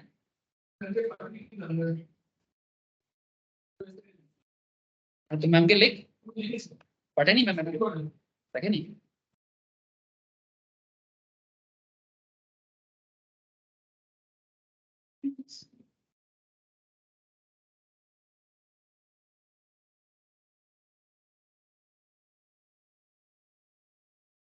मैम की बोल लो तो क्वेश्चन देवे वो पर।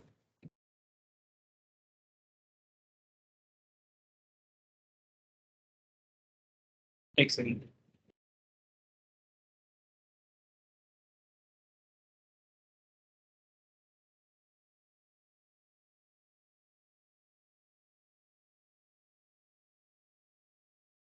मैम बिजी आ रहा है।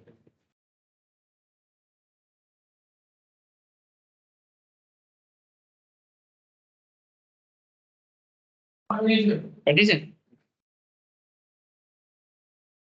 अच्छा सर देखो, मेंबरशिप देख पा रहे हो सर? अच्छा फिर देखो मेंबरशिप का थोड़ा लिस्ट एक बार पढ़ लेना, ठीक है। अच्छा फिर हम लोग थोड़ा सा नीचे आ जाते हैं, ये वाला इन्फ्लुएंस ऑफ अदर कॉन्स्टिट्यूशंस। मैंने इंडियन कॉन्स्टिट्यूशन को बनाने में किस किस कंट्री का हेल्प लिया गया है, इंपॉर्टेंट बात है। यूनाइटेड किंगडम, मैंने यूके, जो बेसिकली हमारे ऊपर उस टाइम पे क्या कर रहा था, राज कर रहा था, जो है वही है, ठीक है। तो ऑब्वियसली यूके का इन्फ्लुएंस तो रहेगा, पार्लियामेंट्री गवर्नमेंट का कॉन्सेप्ट वहीं से लिया गया। Nominal head of the state वहीं से लिया गया, पोस्ट ऑफ प्राइम मिनिस्टर वहीं से लिया गया। यूके में देखो, दुनिया के हर कंट्री में प्राइम मिनिस्टर का पोस्ट नहीं है। देश का प्रधानमंत्री हर स्टेट में, बहुत सारे देश है जहां पर सिर्फ प्रेसिडेंट ही देखा जाता है। जैसे अगर तुम अमेरिका में देखो क्या बोलते हो, प्रेसिडेंट है, प्रधानमंत्री है वहां पर। फिर हमारे यहाँ पर तो है। तो मन में सवाल आ सकता है ना, सर इंडिया का प्राइम मिनिस्टर मीट करने जाता है और वहां का प्रेसिडेंट आ रहा है, तो हम लोग सोचते हैं फिर हमारे द्रौपदी मैम क्यों नहीं जा रहे हैं? तो हम बोलेंगे हमारे भी तो प्रेसिडेंट है। लेकिन हम लोग अपने प्रेसिडेंशियल कॉन्सेप्ट को अलग नजर से देखते हैं। हमारे देश में प्रेसिडेंट का काम है, ऐसा नहीं कि काम नहीं है, पर हमारे प्रेसिडेंट मेनली लीड नहीं करेगा। प्रेसिडेंट इज लाइक अ, मैंने ये थोड़ा सा क्या बताया सर आपको, ये कुछ इस तरह का है। ये सब कॉन्सेप्ट अगर आप लोग पुराने जमाने में ऐसे आज भी आप लोग गेम वगैरह खेलते हो या फिर मूवीज नहीं देखते हिस्टोरिकल में, जैसे मानो एक राजा होता है, वो जब वो खुद युद्ध करने जाते हैं कि पहले अपने सेनापति को भेजता है। किसको भेजता है? सेनापति को भेजता है ना। तो प्राइम मिनिस्टर इज लाइक अ सेनापति, प्रेसिडेंट इज लाइक अ राजा। वो अलग बात है कि मॉडर्न डे में प्रधानमंत्री का पावर राजा के जैसा ही है, और वो खुद भी लड़ने के लिए इन द सेंस आज के डेट में थोड़ी ना ऐसे लड़ना जाता है। वैसे सिस्टम तो नहीं है ना। आज क्या है कि आप एज ए प्राइम मिनिस्टर हर जगह में जाओगे, डील करोगे, तो इंडिया वो वाला कॉन्सेप्ट फॉलो करता है। और प्रेसिडेंट का काम है देश के अंदर कोई इंपॉर्टेंट मैटर पे डिसीजन लेना, एक्ट पास करना है कि नहीं करना है, ये सब कुछ देखना। बेसिकली हमारे देश में प्रेसिडेंट का रोल बेसिकली देखो तो it's very nominal role play है, बट एक बहुत ही रेस्पेक्टेड पोजीशन। जैसे घर में बुजुर्ग होते हैं ना, बड़े होते हैं ना, दादा दादी नाना नानी टाइप्स जो भी घर पे होते हैं, घर पे उनका एक्टिव वर्क कुछ ऐसा होता नहीं है। वो बैठा हुआ होता है, रिटायर होते हैं, उनका सेवा करना ही पड़ता है, वो ज्यादा कुछ कर नहीं पाता। लेकिन ये जो प्रेसिडेंट का पोस्ट है ना, वो बेसिकली इट्स लाइक अ कि वो तुम्हें जो बता सकता है प्रॉब्लम सिचुएशंस को कंट्रोल करने के लिए, उससे बढ़िया सोल्यूशन और कोई नहीं दे सकता। जब घर में बहुत बड़ा प्रॉब्लम हो जाए, या घर पे कोई भी चाहे हैप्पीनेस हो या सैडनेस हो, किसको पूछते हैं कि इस पे क्या करना चाहिए? तो घर का जो बुजुर्ग होते हैं उसी को पूछते हैं। तो हमारे देश में प्रेसिडेंट इज लाइक दैट। देश का पूरा सिचुएशंस को मेंटेन करने के लिए एक रेस्पेक्टेड पोजीशन, माने इंडिया ऐसा देखते हैं। अमेरिका में तो प्रेसिडेंट ही सब कुछ करते हैं। लेकिन ये जो इंडिया में प्राइम मिनिस्टर का कॉन्सेप्ट है, जो संविधान बनाया जा रहा था, तो ये यूके से लिया गया। जैसे करंट यूके का प्राइम मिनिस्टर कौन है? करेंटली भारत का दामाद भी है, ऋषि सुनक।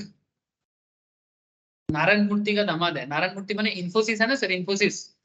इन्फोसिस कंपनी का जो मालिक है, उसका बेटी का नाम है अक्षता मूर्ति। ठीक है, उसका बेटी का जो हस्बैंड है, वो है करंट इंग्लैंड का प्राइम मिनिस्टर। बेसिकली इंग्लैंड का करंट प्राइम मिनिस्टर एक हिंदू है, इंडियन है, हिंदू छोड़ो, इंडियन है। ठीक है, और सबसे बड़ी बात, वो भारत का दामाद भी है। और एक्चुअली उसका माँ बाप भारत का ही है, माने उसका जो जेनेटिक्स है वो इंडिया से ही है। ये भी दिन देखना पड़ा था ना, जो इंग्लैंड हमारे ऊपर राज किया, आज उसी पर जाके एक इंडियन उन्हीं के कंट्री में प्राइम मिनिस्टर बन गया। किस्मत, मतलब आप समझ रहे हो सर? कर्म, इसको बोलते हैं कर्मा। कर्मा बोलते हैं ना इसको, इसको बोलते हैं कर्म। तो घूम फिर के आना ही है। तुम हमारे ऊपर राज किए थे, आज एक इंडियन का राज पे पूरा इंग्लैंड चल रहा है। वो अलग बात है कि 5 साल के लिए है, डेमोक्रेटिक है, शायद बदल जाए, लेकिन भाई 5 साल के लिए एक इंडियन भी तुम पे राज कर रहा है। It's not a simple thing. एक जमाने में ये लोग क्या बोलता था, भारत में जब ये लोग राज करता था, हर बिल्डिंग के सामने लिखा रहता था, Indians and dogs are not allowed. निकल गया, डैश निकल गया पूरा। Concept of single citizenship, legislative procedure, bicameral legislature. ये क्या होता है आपको मैं डिटेल्स में बता सकता हूँ। बेसिकली इतना समझ लो, ये जो बाइकमेरलिज्म है ना सर, ये concept is a type of legislature that is divided into two separate assemblies chambers और हाउस नोन एज। बाई का मतलब क्या होता है? दो, बाई माने टू होता है। ठीक है, तो फिर ये जो बाइमेकरल लेजिस्लेचर है, ये बेसिकली दो अलग अलग लेजिस्लेचर के कारण होता है। मतलब संविधान एक सेंट्रल का रहेगा और एक स्टेट का भी रहेगा, उस चीज को बोलते हैं। अच्छा, rule of law, cabinet system, legislature speaker. ठीक है, जैसे करंटली हमारे देश में कौन है? ओम बिरला, यही है। इमेज भी दे दिया। ठीक है, रूल ऑफ लॉ। ठीक है, मैंने लॉ का नियम को पालन करना चाहिए। ठीक है, जैसे वहां पर एक रानी सिस्टम चलता है ना इंग्लैंड में, क्वीन सिस्टम। बेसिकली इंग्लैंड में एक रेस्पेक्टेड पोजीशन है कि हर चीज क्वीन के रूल के हिसाब से चलेगा, और कोई डिसीजन होगा तो क्वीन को रेस्पेक्ट करके ही करना पड़ेगा। उसी का एक प्रतीक है विक्टोरिया। विक्टोरिया कौन थे? यूके का रानी थे उस टाइम पे, जब कोलकाता में एक विक्टोरिया मेमोरियल उनके कारण यहाँ पर बनाया गया। ये जो विक्टोरिया मेमोरियल देखने जाते हैं लोग, समझ रहे हो सर? नहीं, विक्टोरिया मेमोरियल हम लोग तो बस ऐसे ही जाते हैं बैठने के लिए। अच्छा, legislative speaker, prerogative right. Prerogative right is historic term for a right. Right क्या है मैं आगे आपको बताता हूँ। That directs the behavior of another arm of government, such as agency, official, other court. It was originally available only to the crown under English law and reflected the discretionary prerogative and extraordinary power of monarch. माने एक extra power उनको मिलता है। And parliamentary privilege is the legal immunity enjoyed by members of certain legislatures in which legislators are granted protection against civil or criminal liability of for action done or statements. माने basically एक parliamentary privilege सबको मिलेगा। United state से क्या क्या लिया गया? Bill of rights, fundamental rights का कॉन्सेप्ट जो बहुत इंपॉर्टेंट है आप लोगों के लिए, एग्जाम के लिए भी, ये यूनाइटेड स्टेट से लिया गया कि सबका एक फंडामेंटल राइट्स रहेगा। जैसे कि लास्ट दिन मैं आपको बता रहा था ना फंडामेंटल राइट्स के बारे में, जैसे कि right to equality, right of freedom of religion. ठीक है, यहाँ पर कितना आर्टिकल है? आर्टिकल 14 से लेके 18 तक। ठीक है, fundamental rights, right of equality 14 से 18, राइट ऑफ फ्रीडम 19 से 22, एंड फ्रीडम ऑफ रिलीजियन 25 से 28। ठीक है, अप टू 226 तक का फंडामेंटल राइट्स के बारे में यहाँ पर बोला गया है। ये फंडामेंटल राइट का कॉन्सेप्ट किससे लिया सर?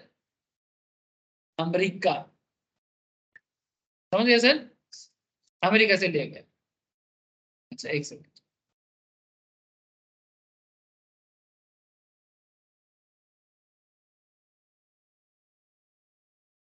और कौन है? अच्छा आयरलैंड से भी लिए सर। अच्छा और भी देखो, पोस्ट वाला देख लो सर, इजी रहेगा आप लोगों के लिए। Bill of rights, written constitutions, preamble to the constitutions, federal structure of government, impeachment of president, post of the vice president, हमारे देश में है sir. Removal of supreme court high court जजेस, external college, sorry electoral college, independent judiciary, judicial review, equal protection under law, ये सब America से लिया गया। आयरलैंड से क्या लिया गया? Directive principle of state policy, nomination of member to Rajya Sabha, ये जो राज्यसभा कॉन्सेप्ट है ना, अपर हाउस कॉन्सेप्ट, ये आयरलैंड से लिया गया। इक्वल प्रोटेक्शन, अच्छा method of election of the president, president का भी इलेक्शन होता है। जैसे द्रौपदी मुर्मू जो इलेक्शन में जीता इस बार, तभी तो वो बने ना, उससे पहले कौन थे? रामनाथ कोविंद थे। ठीक है, तो इस तरह से एपीजे अब्दुल कलाम साहब एक बार थे, है ना? तो इस तरह का जो भी प्रेसिडेंट इलेक्शंस भी हो, ऑस्ट्रेलिया से भी लिए sir. Freedom of trade between states, माने एक स्टेट दूसरे स्टेट से माने फ्रीली ट्रेड कर सकता है।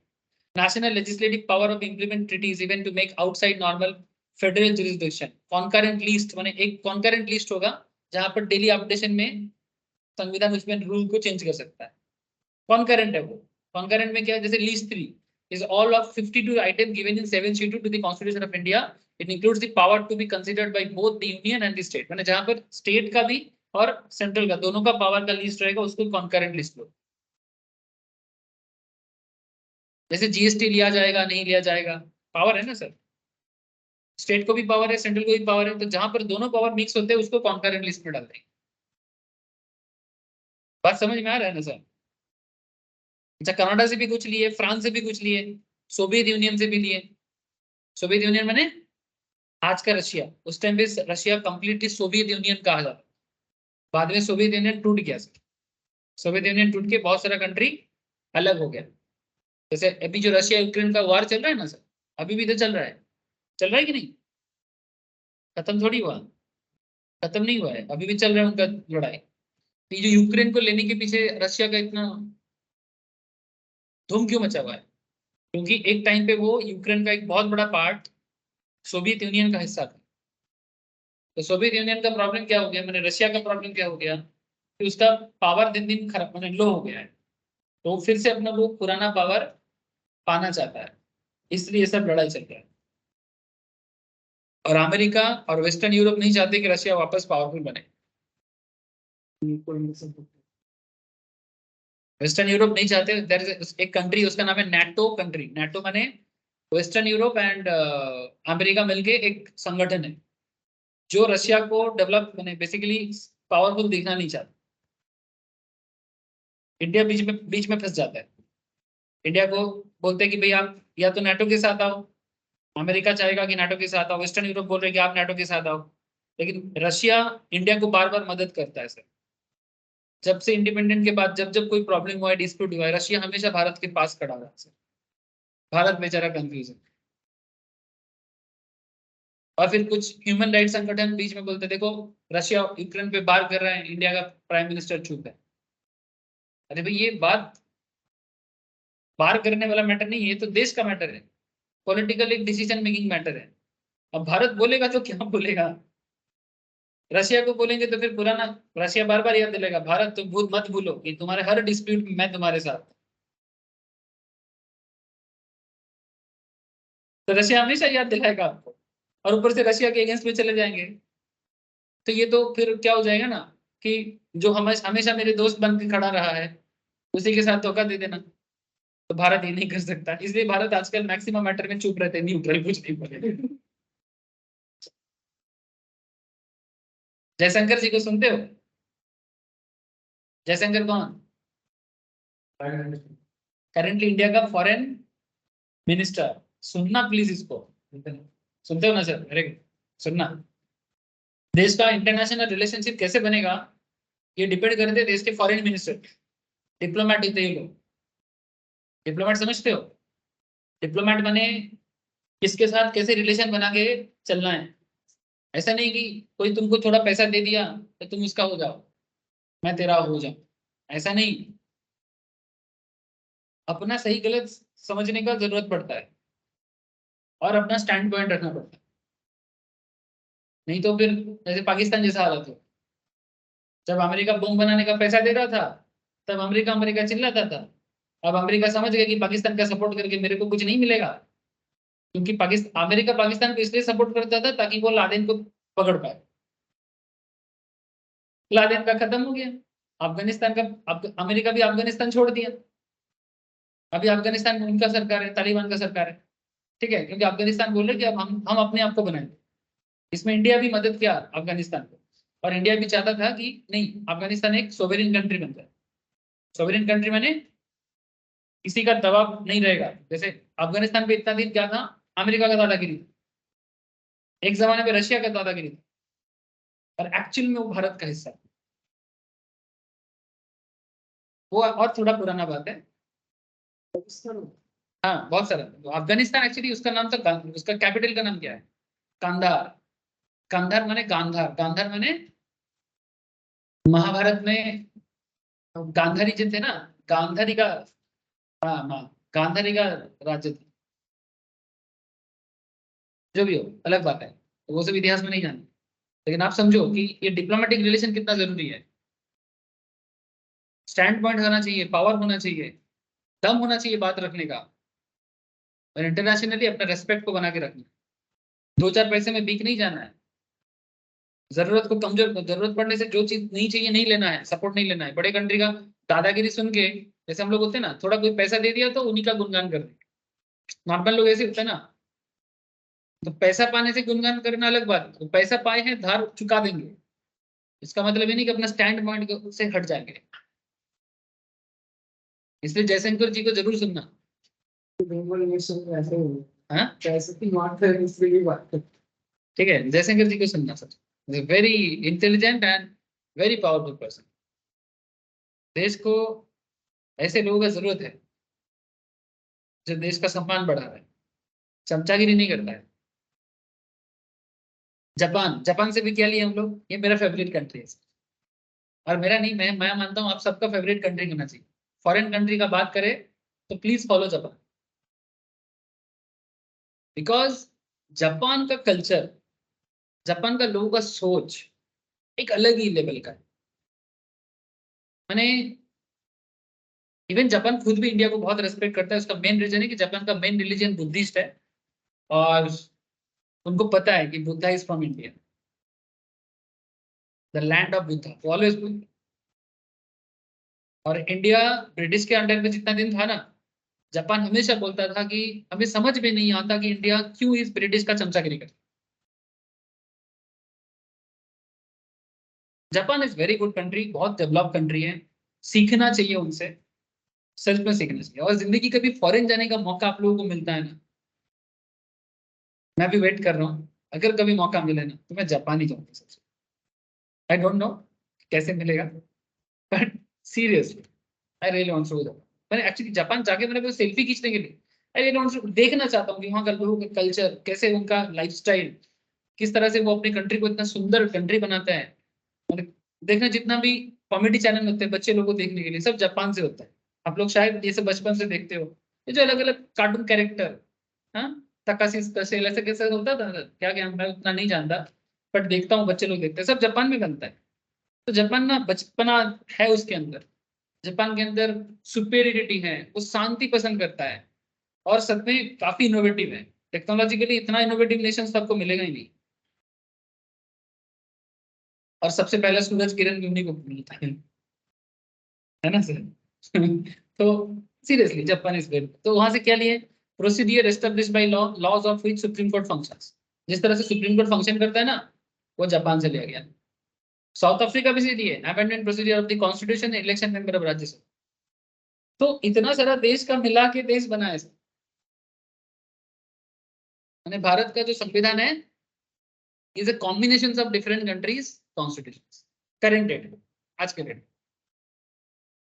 ठीक है, स्ट्रक्चर में देखो, आर्टिकल, अच्छा कौन से आर्टिकल में क्या बोला है। अच्छा आपको तो लास्ट दिन में समझा दिया था कि क्या समझाया था, ये देखो, the Indian constitution is world longest for a sovereign nation. किसी स्वाधीन देश का सबसे लंबा कॉन्स्टिट्यूशन इंडिया का है, समझ रहे हो, स्वाधीन देश। It had 395 article in 22 parts and 8 schedules, याद रखना, एट अबाउट 1,45,000 वर्ड्स। इतना शब्द है कॉन्स्टिट्यूशन के अंदर। It is the second longest active constitution after constitution of Alabama in the world. ठीक है, अब अलाबामा कहाँ है देख लेना, वो सब मैं बात नहीं कर।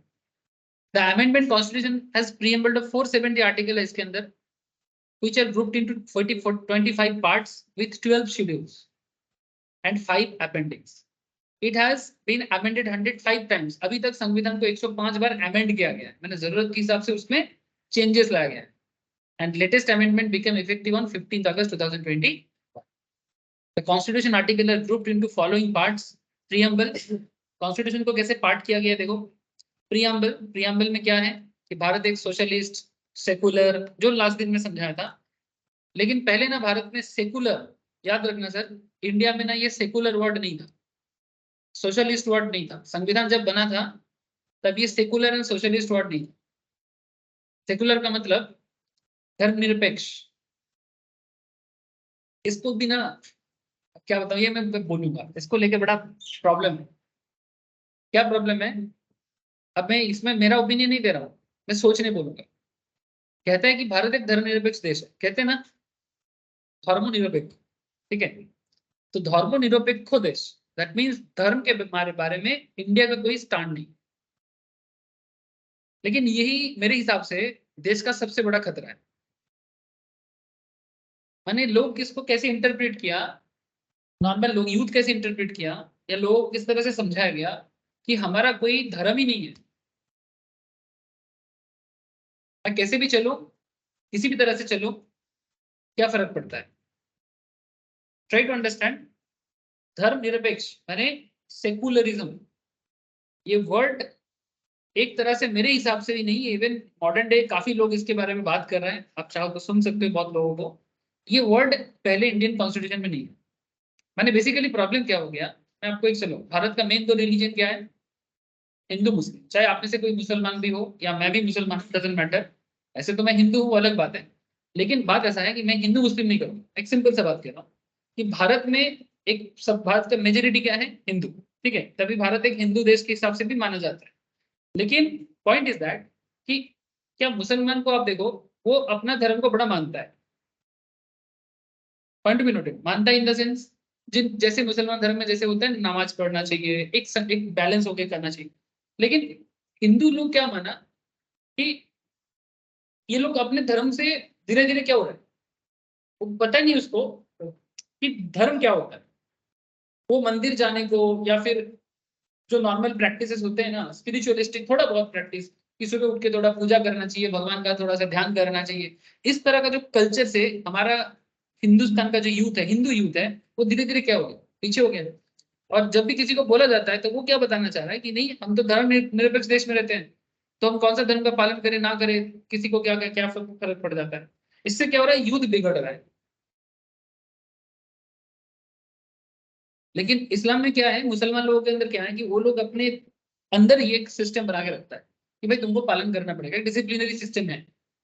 तो कहीं ना कहीं मेरे हिसाब से धर्म निरपेक्ष, मेरा मानना है कि धर्म निरपेक्ष को ऐसा नहीं बोलना चाहिए, लोग इसका गलत इंटरप्रिटेशन करते हैं। और इस तरह से जितना तुम अपने धर्म से पीछे जाओगे ना, उतना तुम्हारे अंदर बेसिकली जो, क्या बोलते हैं ना, मैंने जैसे संभाल नहीं पाओगे अपने आप को, नेगेटिविटी बढ़ जाएगा, गलत चीजों का संगत में तुम ढलते जाओगे। ये जो कोई बोलते हैं कि भगवान का नाम लो, जप करो। अब लोग इसको लोग इसको समझ ही नहीं पाते, लोग हंस देते हैं आजकल का जनरेशन। बात यहाँ पर जब तक का नहीं है। अरे भाई ठीक है, मॉडर्न लोग मॉडर्न तरीके से करेगा, उसका भी तरीका है, पुराने लोग पुराने तरीके से करेगा। तरीका इस देर कि आपको भगवान पे मुंह लगाने के मतलब भगवान कहाँ है नहीं है पता नहीं। अरे भाई कम से कम अपना माइंड को कंट्रोल करने का टेक्निक है ये। जैसे तुम लोग का मन भटकता रहता है ना सारा दिन, मेरा भी थोड़ा बहुत भटकता रहता है। तो ये भटकते मन को कैसे संभाले? गलत चीजों के ऊपर देखना, जो चीज मना होता है ना, जिस चीज में बड़े लोग बोलते हैं कि भाई ये मत कर, वही चीज करने का सबसे ज्यादा मन करता है। ये सुनो, जो चीज तुमको मना है वही चीज सबसे ज्यादा मन करता है कि नहीं करता? तुमको बोलेगा भाई सारा दिन मोबाइल मत देखो, तुमको मना है। तुमको बोलेगा दोस्तों के साथ ज्यादा पार्टी मत करो, तुमको वही करने का मन होता है। जो चीज में तुमको मना करते हैं बड़े, वही तुम करना चाहते हो। तो एक्चुअली इसको ना कभी भी कोई बड़ा लोग बोल के भी तुमको नहीं समझा सकता। चाहे मैं तो छोड़ो सर, मैं तो ऐसा कोई पक्का भी नहीं है। माँ बाप अगर कितना भी कोशिश करें, उनका तो तुम सुनते हो, लेकिन तुम उसका भी नहीं सुनोगे। क्यों नहीं सुनोगे? क्योंकि तुम अपने धर्म से दूर हो जा रहे हो।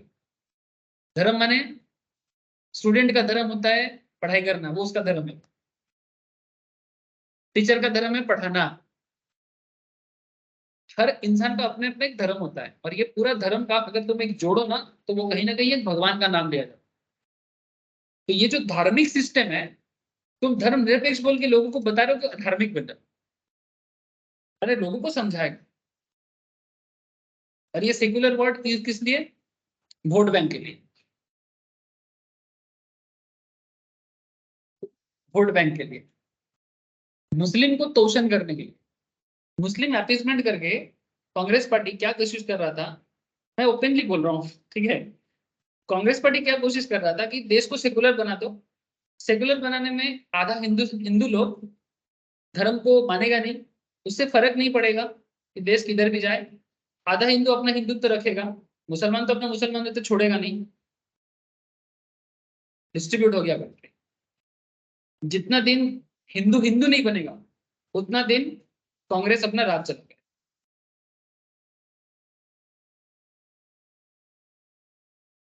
बेसिकली इट्स अ वेरी सोची समझी पॉलिटिकल सिस्टम को चलाने का सिस्टम, इसलिए अमेंडमेंट किया सेकुलर वर्ड डाल दो।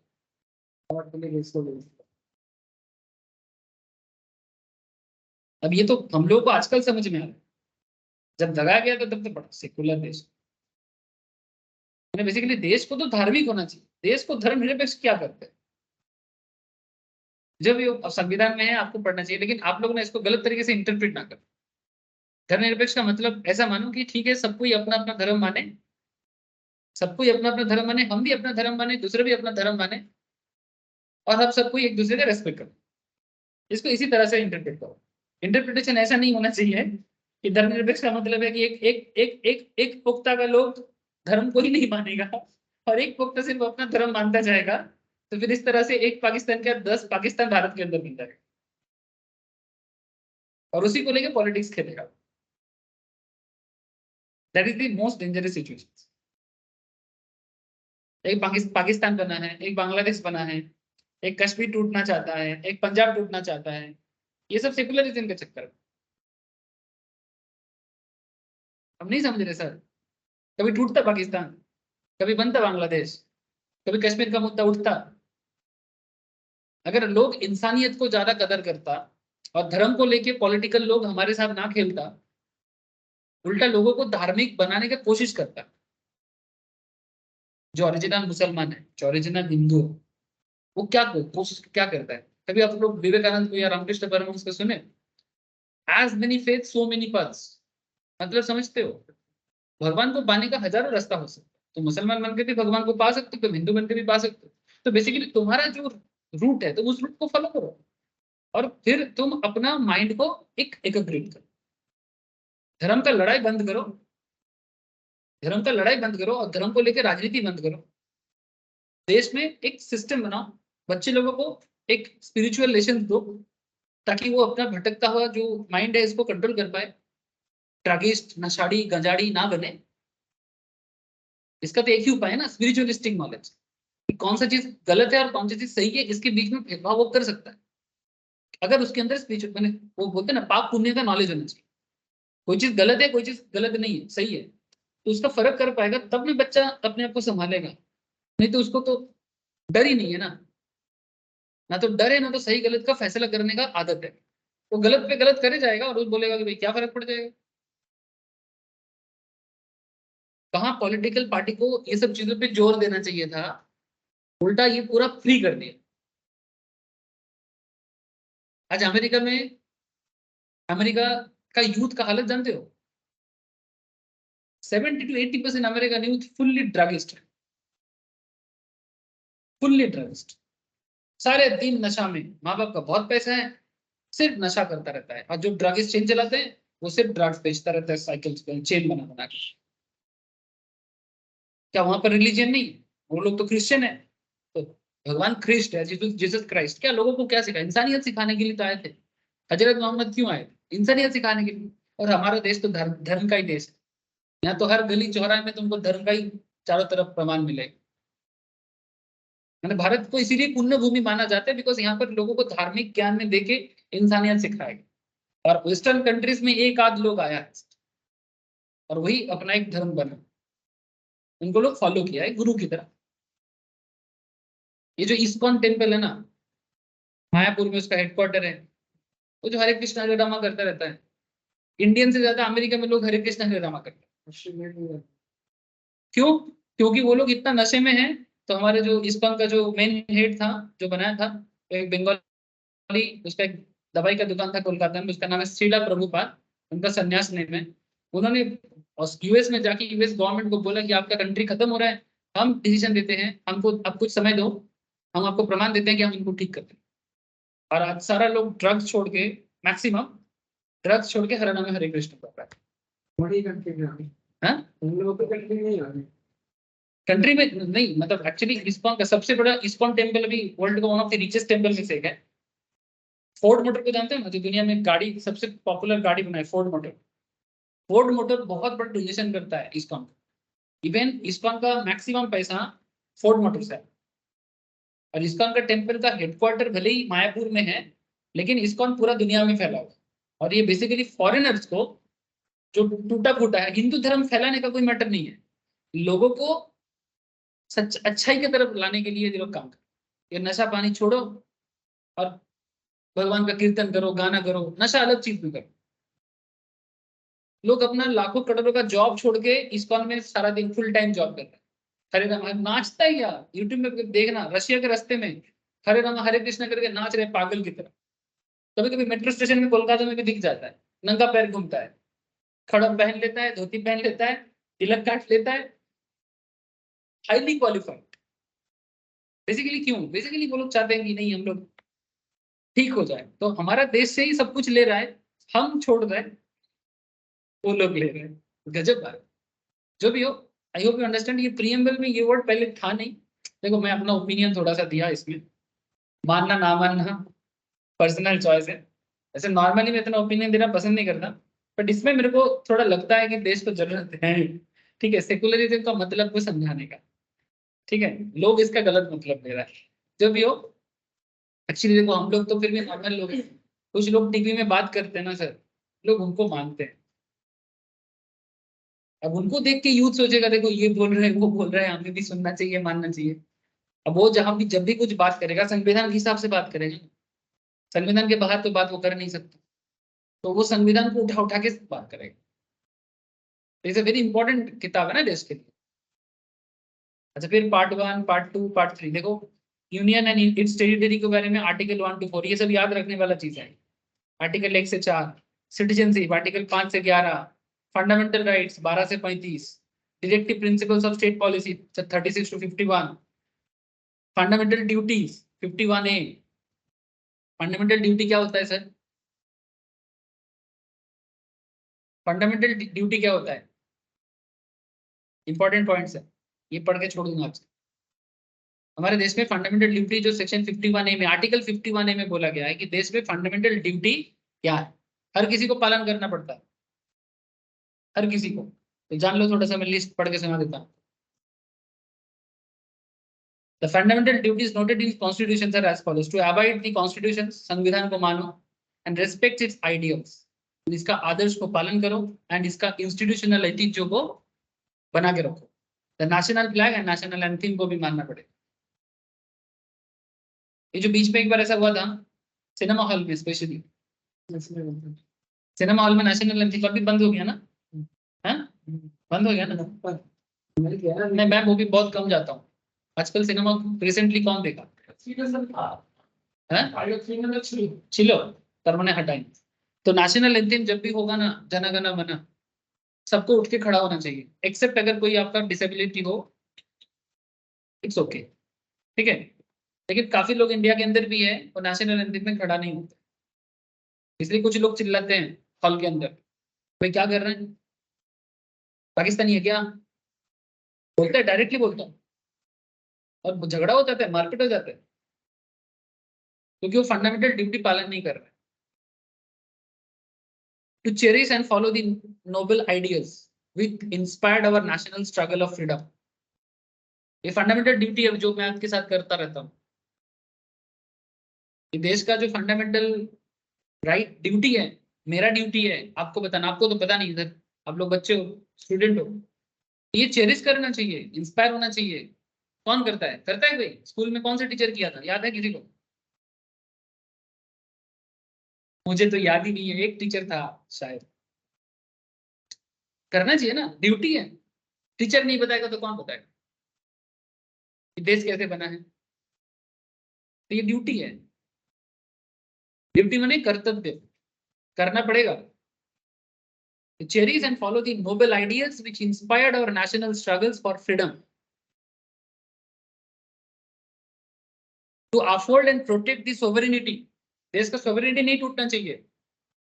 कोई खालिस्तानी मूवमेंट, कोई मुस्लिम मूवमेंट, माने देश को अलग करने का। कोई आसाम में जैसे एक चलता है, आसाम और बंगाल में एक रीजन है, बंगाल और आसाम के बीच में कोच बोल के एक जाति है, कोच बिहार है ना सर। तो वो कोच का जो जाति है, उनका एक समय में ना बहुत बड़ा राजत्व था। तो कोच लोग बोल रहे हैं कि हमें अलग कंट्री दे दो,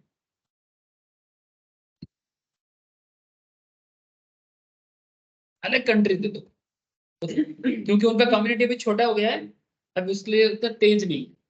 लेकिन ऐसे बहुत सारे लोग ऐसे बोलते हैं इंडिया को हम लोग अलग हो जाएंगे, हम लोग अलग हो जाएंगे। अरे क्या चल, तो सोवरेनिटी टूटने नहीं चाहिए। इंडिया का यूनिटी एंड इंटीग्रिटी नहीं टूटे, ये सबका दायित्व, सबका दायित्व है। ये जो पंजाब में सबसे बड़ा प्रॉब्लम है आज के डेट, कश्मीर को छोड़ो वो तो अलग है, उसका मुद्दा अलग है। कश्मीर सबसे ज्यादा प्रॉब्लम पंजाब में है। पंजाब में बड़े बड़े लोग अभी सामने आ रहा है, सामने आ रहे हैं सबके सामने, जो पंजाब में लोग फेमस है वो लोग सामने आ रहे हैं और खालिस्तानी मूवमेंट के अगेंस्ट में। आपको पता है रिसेंटली कनाडा में एक बहुत बड़ा, कनाडा के साथ इंडिया का भी बहुत प्रॉब्लम चल रहा है, तू मैं चल रहा है, पता है ना? क्योंकि इंडिया का जो रॉ एजेंट है ना सर, वो कनाडा में घुस के खालिस्तानी मूवमेंट का जो लीडर है उसको मार के आया। जैसे मूवी में आप लोग देखते हो ना, वैसे ओरिजिनल में हुआ है रिसेंटली। कनाडा बोल रहे हैं हमारे देश के घुस के आप कैसे मार सकते हो, क्योंकि कनाडा में जो लोग रहते हैं, पंजाबी का बहुत बड़ा रोल प्ले है वहां पर इकोनॉमी में। तो वो पंजाबी लोगों का वोट बैंक नहीं हराना चाहता जो कनाडा गवर्नमेंट होता है। मैंने पंजाबी मैंने दो सिख कम्युनिटी जो कनाडा में रहते हैं, लेकिन वहीं पर रह के इंडिया के अगेंस्ट में वो लोग कारनामा करते हैं, पैसा बहुत है, फंडिंग करते रहते हैं। मैंने बेसिकली क्या करना चाहता है, देश का इंटीग्रिटी को तोड़ना चाहता है। कुछ रैप सिंगर भी है,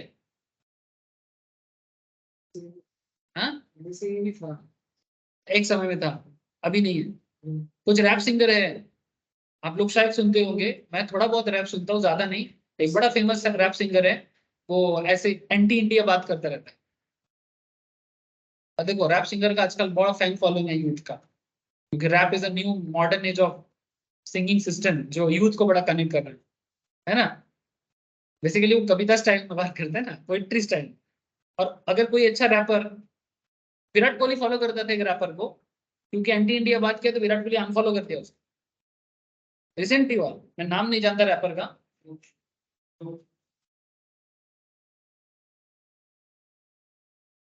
प्रॉब्लम समझ रहे हो सर? तो संविधान आप सबको बोलता है, मुझे बोलता है, पूरा भारत को बोलता है कि देश का इंटीग्रिटी ना टूटे। विराट कोहली ने क्यों किया? क्योंकि ऐसे लोगों को, मैं अगर विराट कोहली को लाखों फॉलो करते हैं, करोड़ लोग फॉलो करते हैं, तो विराट कोहली अगर किसी एंटी इंडिया एंटी नेशनल लोगों को फॉलो करेगा तो ये कौन सा मैसेज देगा? तो ये बताता है कि विराट कितना बड़ा देशभक्त है और उसको पता है फंडामेंटल ड्यूटी क्या है। भले ही वो संविधान ना पढ़ भी सकता है, लेकिन मुझे नहीं लगता ना कि उसको पढ़ने का टाइम मिलता है, बट वो पता है, उसको देश के प्रति दायित्व पता है उसको। उसके बाद चीज to defend the country and render national service when called upon to do so। Sir ये पूरा देशवासी का दायित्व है, जब भी जरूरत पड़े देश के लिए काम करना पड़ेगा। अगर गोली खाना है तो वो भी खाना पड़ेगा, भले ही तुम्हारा मिलिट्री ट्रेनिंग ना हो। नहीं, इसलिए ना एक बार बीच में बातचीत चल रहा था, कुछ कंट्री है जहां पर ना मिलिट्री ट्रेनिंग मस्ट है। कोरिया का कोरिया में है। इवन सबसे अगर बात करूं तो ये जो रिसेंटली जो पैलेस्तीन के साथ जिसका चल रहा है, इजराइल, इजराइल में हर बच्चे को पहला 10 साल मिलिट्री ट्रेनिंग लेना पड़ेगा, मस्ट। इंडिया में भी मस्ट कर देना चाहिए। आरएसएस यही बात करता है, जो बीजेपी का जो मेन संगठन है ना, वही बात करता है। उसका है तो यूथ को तो जैसे मिलिट्री की तरह ही ट्रेनिंग दिया जाता है, लाठी से। मतलब लाठी वगैरह लेके सब कुछ सिखाते हैं। बंदूक तो यूज करने का आदत ये नहीं है ना सर, लेकिन सेम बाकी सब कुछ सेम है। बस साथ में बंदूक का भी थोड़ा ट्रेनिंग दे देना, ताकि देश कभी भी प्रॉब्लम आए तो देश का हर जनता बाहर निकल के एनिमी को हटा सके। ये फंडामेंटल ड्यूटी है। अम्बेडकर ने लिख के क्या है तो to promote harmony and spirit of common brotherhood among all the people of India. Yes, हम सब भाई, हम सब भाई है, हम सब भाई बहन, एक्सेप्ट हस्बैंड वाइफ रिलीजन छोड़ के, ठीक है। ट्रांसेंडिंग रिलीजियस मैटर पे बहुत मुद्दा करता है इसको लेके। लिंग्विस्टिक, अच्छा, ये जो मैं आपको स्टार्टिंग में बोल रहा था, बंगाली हुआ बंगाली, लिंग्विस्टिक प्रॉब्लम ना, मतलब अगर कोई दूसरा भाषा बोलता होगा तो वो मेरा नहीं। बिहार में जाएंगे, अगर मैं बंगाली बोलूंगा, अगर बिहारी बोलेगा तो बंगाली कहाँ से आ गया। अगर इस तरह का भेदभाव चलेगा ना तो देश कभी आगे नहीं बढ़ पाएगा। भेदभाव नहीं हो सकता। देश अगर एक है तो नो भेदभाव। ये बंगाली लोग है ना, कुछ लोग ऐसे होते हैं सर, मैंने मानो देखो बंगाली मेरा भी मदर टंग है, आप लोग का भी, लेकिन अगर बाहर जाएंगे तो मुझे तो हिंदी में बात करना पड़ेगा ना। एक थोड़ा सा 150 किलोमीटर निकल जाएंगे, हिंदी में बात करना पड़ेगा। तो फिर आप लोगों को भी तो हिंदी थोड़ा बहुत सीखना चाहिए ना, एटलीस्ट हम पूरा कंट्री के साथ कम्युनिकेट कर पाए। बंगाली का एक बड़ा खतरनाक एटीट्यूड है, इंग्लिश बोलेगा और हिंदी नहीं बोलेगा। मैंने कुछ हद तक बंगाली का इंग्लिश बोल लेगा। अच्छा, इंग्लिश क्या तुम्हारा माता जी का लैंग्वेज था, पापा जी का लैंग्वेज था? जॉब चार्नक कौन लगता है? नाना लगता है। जॉब चार्नक कौन जानते हो? जो कोलकाता को बनाया था, पहला British business east India company का, जिन्होंने कोलकाता सिटी का एस्टेब्लिशमेंट किया 1696। मतलब बंगाली का नाना है, नाना पर नाना। मतलब इस देयर एटीट्यूड इज लाइक कि इंग्लिश बोलेगा दे फील प्राउड, हिंदी बोलेगा नहीं सर हम हिंदी अब बांग्ला ते ठीक है, बांग्ला ते बोल हम, नो इश्यू विद दैट। अगर दो बंगाली बात करेगा तो बांग्ला में ही बात करेगा। बट इफ सिचुएशन परमिट नहीं कर रहा है, अगर हिंदी बोल देगा तो क्या दिक्कत है? ये बेसिकली और कुछ नहीं है, भेदभाव वाला कॉन्सेप्ट है না। বাংলা আমরা বাঙালি, আমরা বাংলায় কথা বলবো, অবভিয়াসলি বাঙালি বাংলাতেই কথা বলবে, কেন বলবো না? দুটো বাঙালি কি হিন্দিতে কথা বলবে? নিশ্চয়ই না। কিন্তু যদি সিচুয়েশন পারমিট করে, আমি একটু, प्रॉब्लमটা কিছু না, प्रॉब्लमটা হচ্ছে लिंग्विस्टिक भेदभाव। सिमिलर प्रॉब्लम सिर्फ बंगाली का नहीं है, तमिल में जाओ, तमिल लोग भी ऐसा करते हैं। मैं एक तमिल लैंग्वेज जाके पूछा, "तो भाई आप लोग हिंदी में क्या प्रॉब्लम है, जानते हो, समझते हो, बोलते क्यों नहीं?" नहीं, इंग्लिश तमिल भाई भाई, इंग्लिश तमिल सेम, बोलते English language Tamil language same language. क्या बात करते हो, तमिल हिंदी सब संस्कृत से आया है।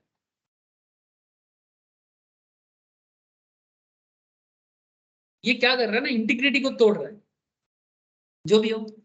अच्छा, और एक बात, to renounce practices derogatory to the dignity of women, point to be noted sir. औरत का इज्जत, महिलाओं का सम्मान सर्वोपरि संविधान बताता है। स्वामी विवेकानंद भी अपने स्पिरिचुअल जगह में बार बार बोला है कि जो समाज नारी का सम्मान नहीं करता, वो समाज कभी आगे नहीं बढ़ सकता। अच्छा, नारी का सम्मान का मतलब क्या? नारी को बुरे नजर से नहीं देखना है, पुरुष को बताया जा रहा है।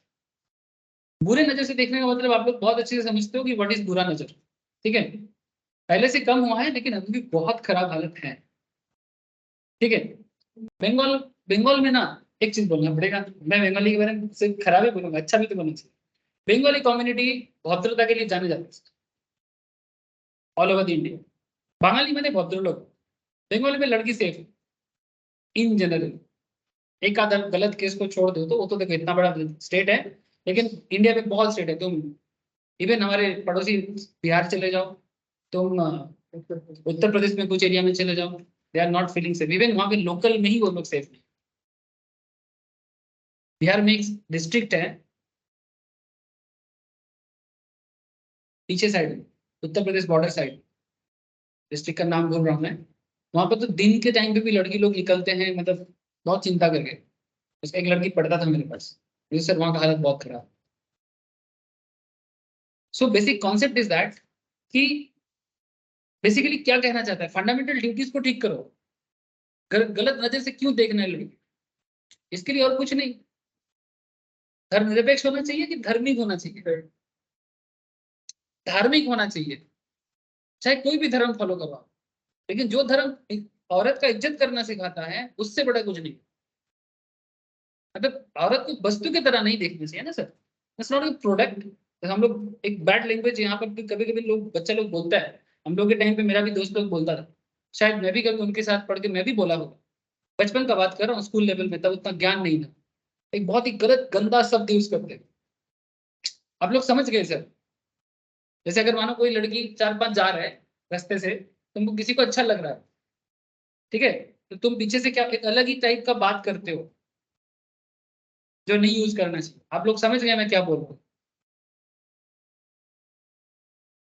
तो ये जो एटीट्यूड है ना, माइंड सेटअप है ना, ठीक है कोई लड़की पसंद आ गया, हो सकता है, वो तो अलग चीज है। लेकिन तुम उसको वस्तु की तरह, प्रोडक्ट की तरह क्या बात कर रहे हो? एक बार तो मेरा एक सीनियर था, कुछ औरत जा रहे थे, तो बेसिकली गुड लुकिंग औरत थे, तो पीछे से ना अपने दोस्तों को बोल रहे देख वो बहुत ही अच्छा, ऐसा कुछ बैड लैंग्वेज यूज किया। आगे जाके पता चला उसका माँ है।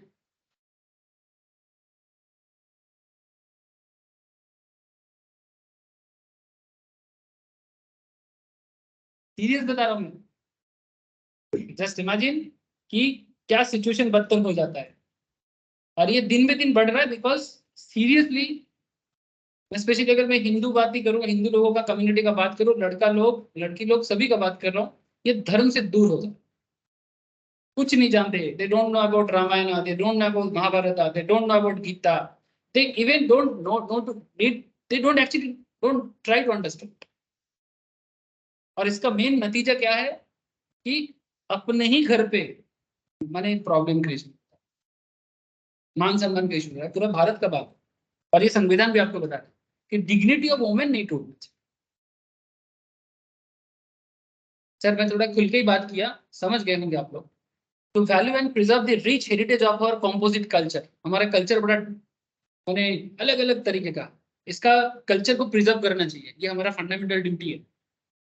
किसी का कल्चर को खोने नहीं देंगे। देखो सर, अभी क्रिसमस आ रहा है ना, क्रिसमस आ रहा है, केक काटेंगे, बट क्या इंडिया एक क्रिश्चियन देश है? नहीं है, फिर भी हम लोग काटेंगे ना। इसका मतलब क्रिश्चियन कम्युनिटी का जो कल्चर है उसको हम लोग एंजॉय करते हैं। ठीक है, वो तो छोड़ो, बर्थडे में आजकल खीर पायस नहीं बनाता, लोग केक ही काटते हैं। इंडियन कल्चर, शुभ दिन में खीर बनाया जाता है। किसी चीज को काटना हमारे कल्चर में नहीं है। खीर में तो जमता है, खीर जमता है ना सर, केक काटते हैं। आई होप यू अंडरस्टैंड कि हम अपने कल्चर को भी रेस्पेक्ट करेंगे, दूसरे के कल्चर को भी रेस्पेक्ट करेंगे, ये इंडिया का हेरिटेज कल्चर। समझ रहे हो सर इसी बात को? अगर to protect and improve the natural environment including forest, lake, river, ये जो प्रोमोटर लोग हैं, अगर मैं कोलकाता का ही बात करूं, जिधर देखो लेक को बंद करके बड़ा बड़ा बिल्डिंग बना रहे हैं। अरे भाई लेक को बंद काहे कर,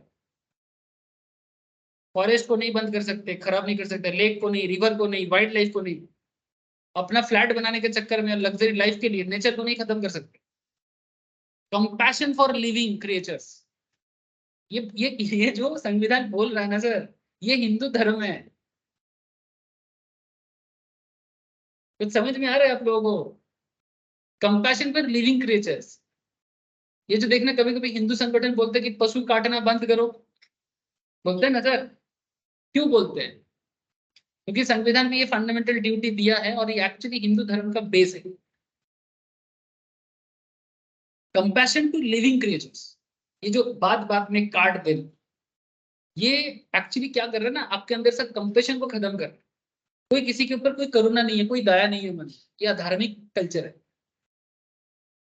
ये बेसिकली और कुछ नहीं है, ये इंसान के अंदर धीरे धीरे मैंने क्रूरता फैलाता है। तो बेसिकली अगर आप कंपैशनेट होंगे ना, अगर मैं आपके प्रति करुणाशील हूंगा, मानो कि मेरा अगर कोई दर्द होगा तो आप लोग सर्कल लगाए मेरे को, आपको दर्द होगा तो मैं क्या बोलूंगा, अगर उसको लगा है मेरे को क्या। तो अगर ये एटीट्यूड जो डिफरेंशिएट कर रहे हैं लोगों को, ये और कुछ नहीं, क्रूरता का जन्म देता है। इसलिए बोलते हैं कि एक चींटी भी मर जाए ना आपके पैर के नीचे, आपको अफसोस होना चाहिए, होना चाहिए अफसोस। मरेगा, देखो भाई, कौन किसी का मरना, किसी का जन्म लेना वो हमारे हाथ में नहीं है। बट अगर आपसे गलती से या बिना गलती से अगर किसी का भी डेथ हो जाए ना, तो आपको अंदर से फील होना चाहिए, ना अरे मेरे मेरे कारण मर गया। ये जो अफसोस हो रहे ना, ये इसको कहते हैं कंपैशन। इवन ये फंडामेंटल ड्यूटी के अंदर भी बोल रहा है कि इंसान के अंदर कंपैशन होना चाहिए। अगर कंपैशन होगा तो सबसे बड़ा बेनिफिट क्या होगा? मैं खान पान को लेकर नहीं बात करूंगा, छोड़ो सर, नहीं तो बिरयानी गुस्सा मान जाएगा। लेकिन कंपैशन होने से एक चीज होगा, भाईचारा बना रहेगा, मारपीट दंगा बंद हो जाएगा। ये sir no, to develop a scientific temper, humanism, and spirit of inquiry and reform, to safeguard public property and to abjure violence. बंद करो ये सब। To strive towards, जैसे बिहार में क्या किया उस दिन, बंगाल में तो छोड़ो, अभी बंगाल का अलग लेवल का वायलेंस चल रहा है। बिहार में क्या किया, वो अग्निवीर का जॉब के लिए गवर्नमेंट ने डिक्लेयर किया, टेम्पोररी था कुछ जॉब का असिस्टेंट, ट्रेन को ही जला दिया। हाँ, ट्रेन जला दी, जीता जागता पूरा ट्रेन जला दिया, लोगों का ऑटो को जला दिया बस स्टैंड में। हमारे यहाँ पर भी हुआ था, हिंदू मुस्लिम दंगा लग गया था, धूलो उड़ो, छोटा मोटा हुआ था, दूसरे कारण है। बट जो भी, इस तरह का सिचुएशन नहीं होना चाहिए। हु इज पेरेंट और गार्डियन, देखो सर क्या बोलता है संविधान, हु इज पेरेंट और guardian to provide opportunities for education to his child as the case may be word between the age of 6 to 14 years। 6 साल से लेकर 14 साल तक किसी बच्चे का पढ़ाई का हक कोई नहीं चाहिए। This is the fundamental duty. ठीक है, समझ में आ रहा है? ऐसे संविधान, सर ऐसे संविधान बहुत बड़ा है। संविधान का एक एक मुद्दा को उठाएंगे तो शायद सारा साल ही कम पड़ जाए बताते बताते। फिर भी मैं कुछ इंपॉर्टेंट मुद्दा को उठा रहा हूँ जो एग्जाम में पूछ सकते हैं। और एक क्लास लूंगा संविधान, एक क्लास और, इसमें थोड़ा समरी करके इंपॉर्टेंट पॉइंट्स को बता दूँ। ठीक है सर, और एक क्लास संविधान में लूंगा, फिर दूसरे टॉपिक में। ठीक है, चलो मेरे से नोट कलेक्ट कर लेना सर, और घर पे जाके ऑब्वियसली अच्छे से। ठीक है, ओके, चलो फिर बाय।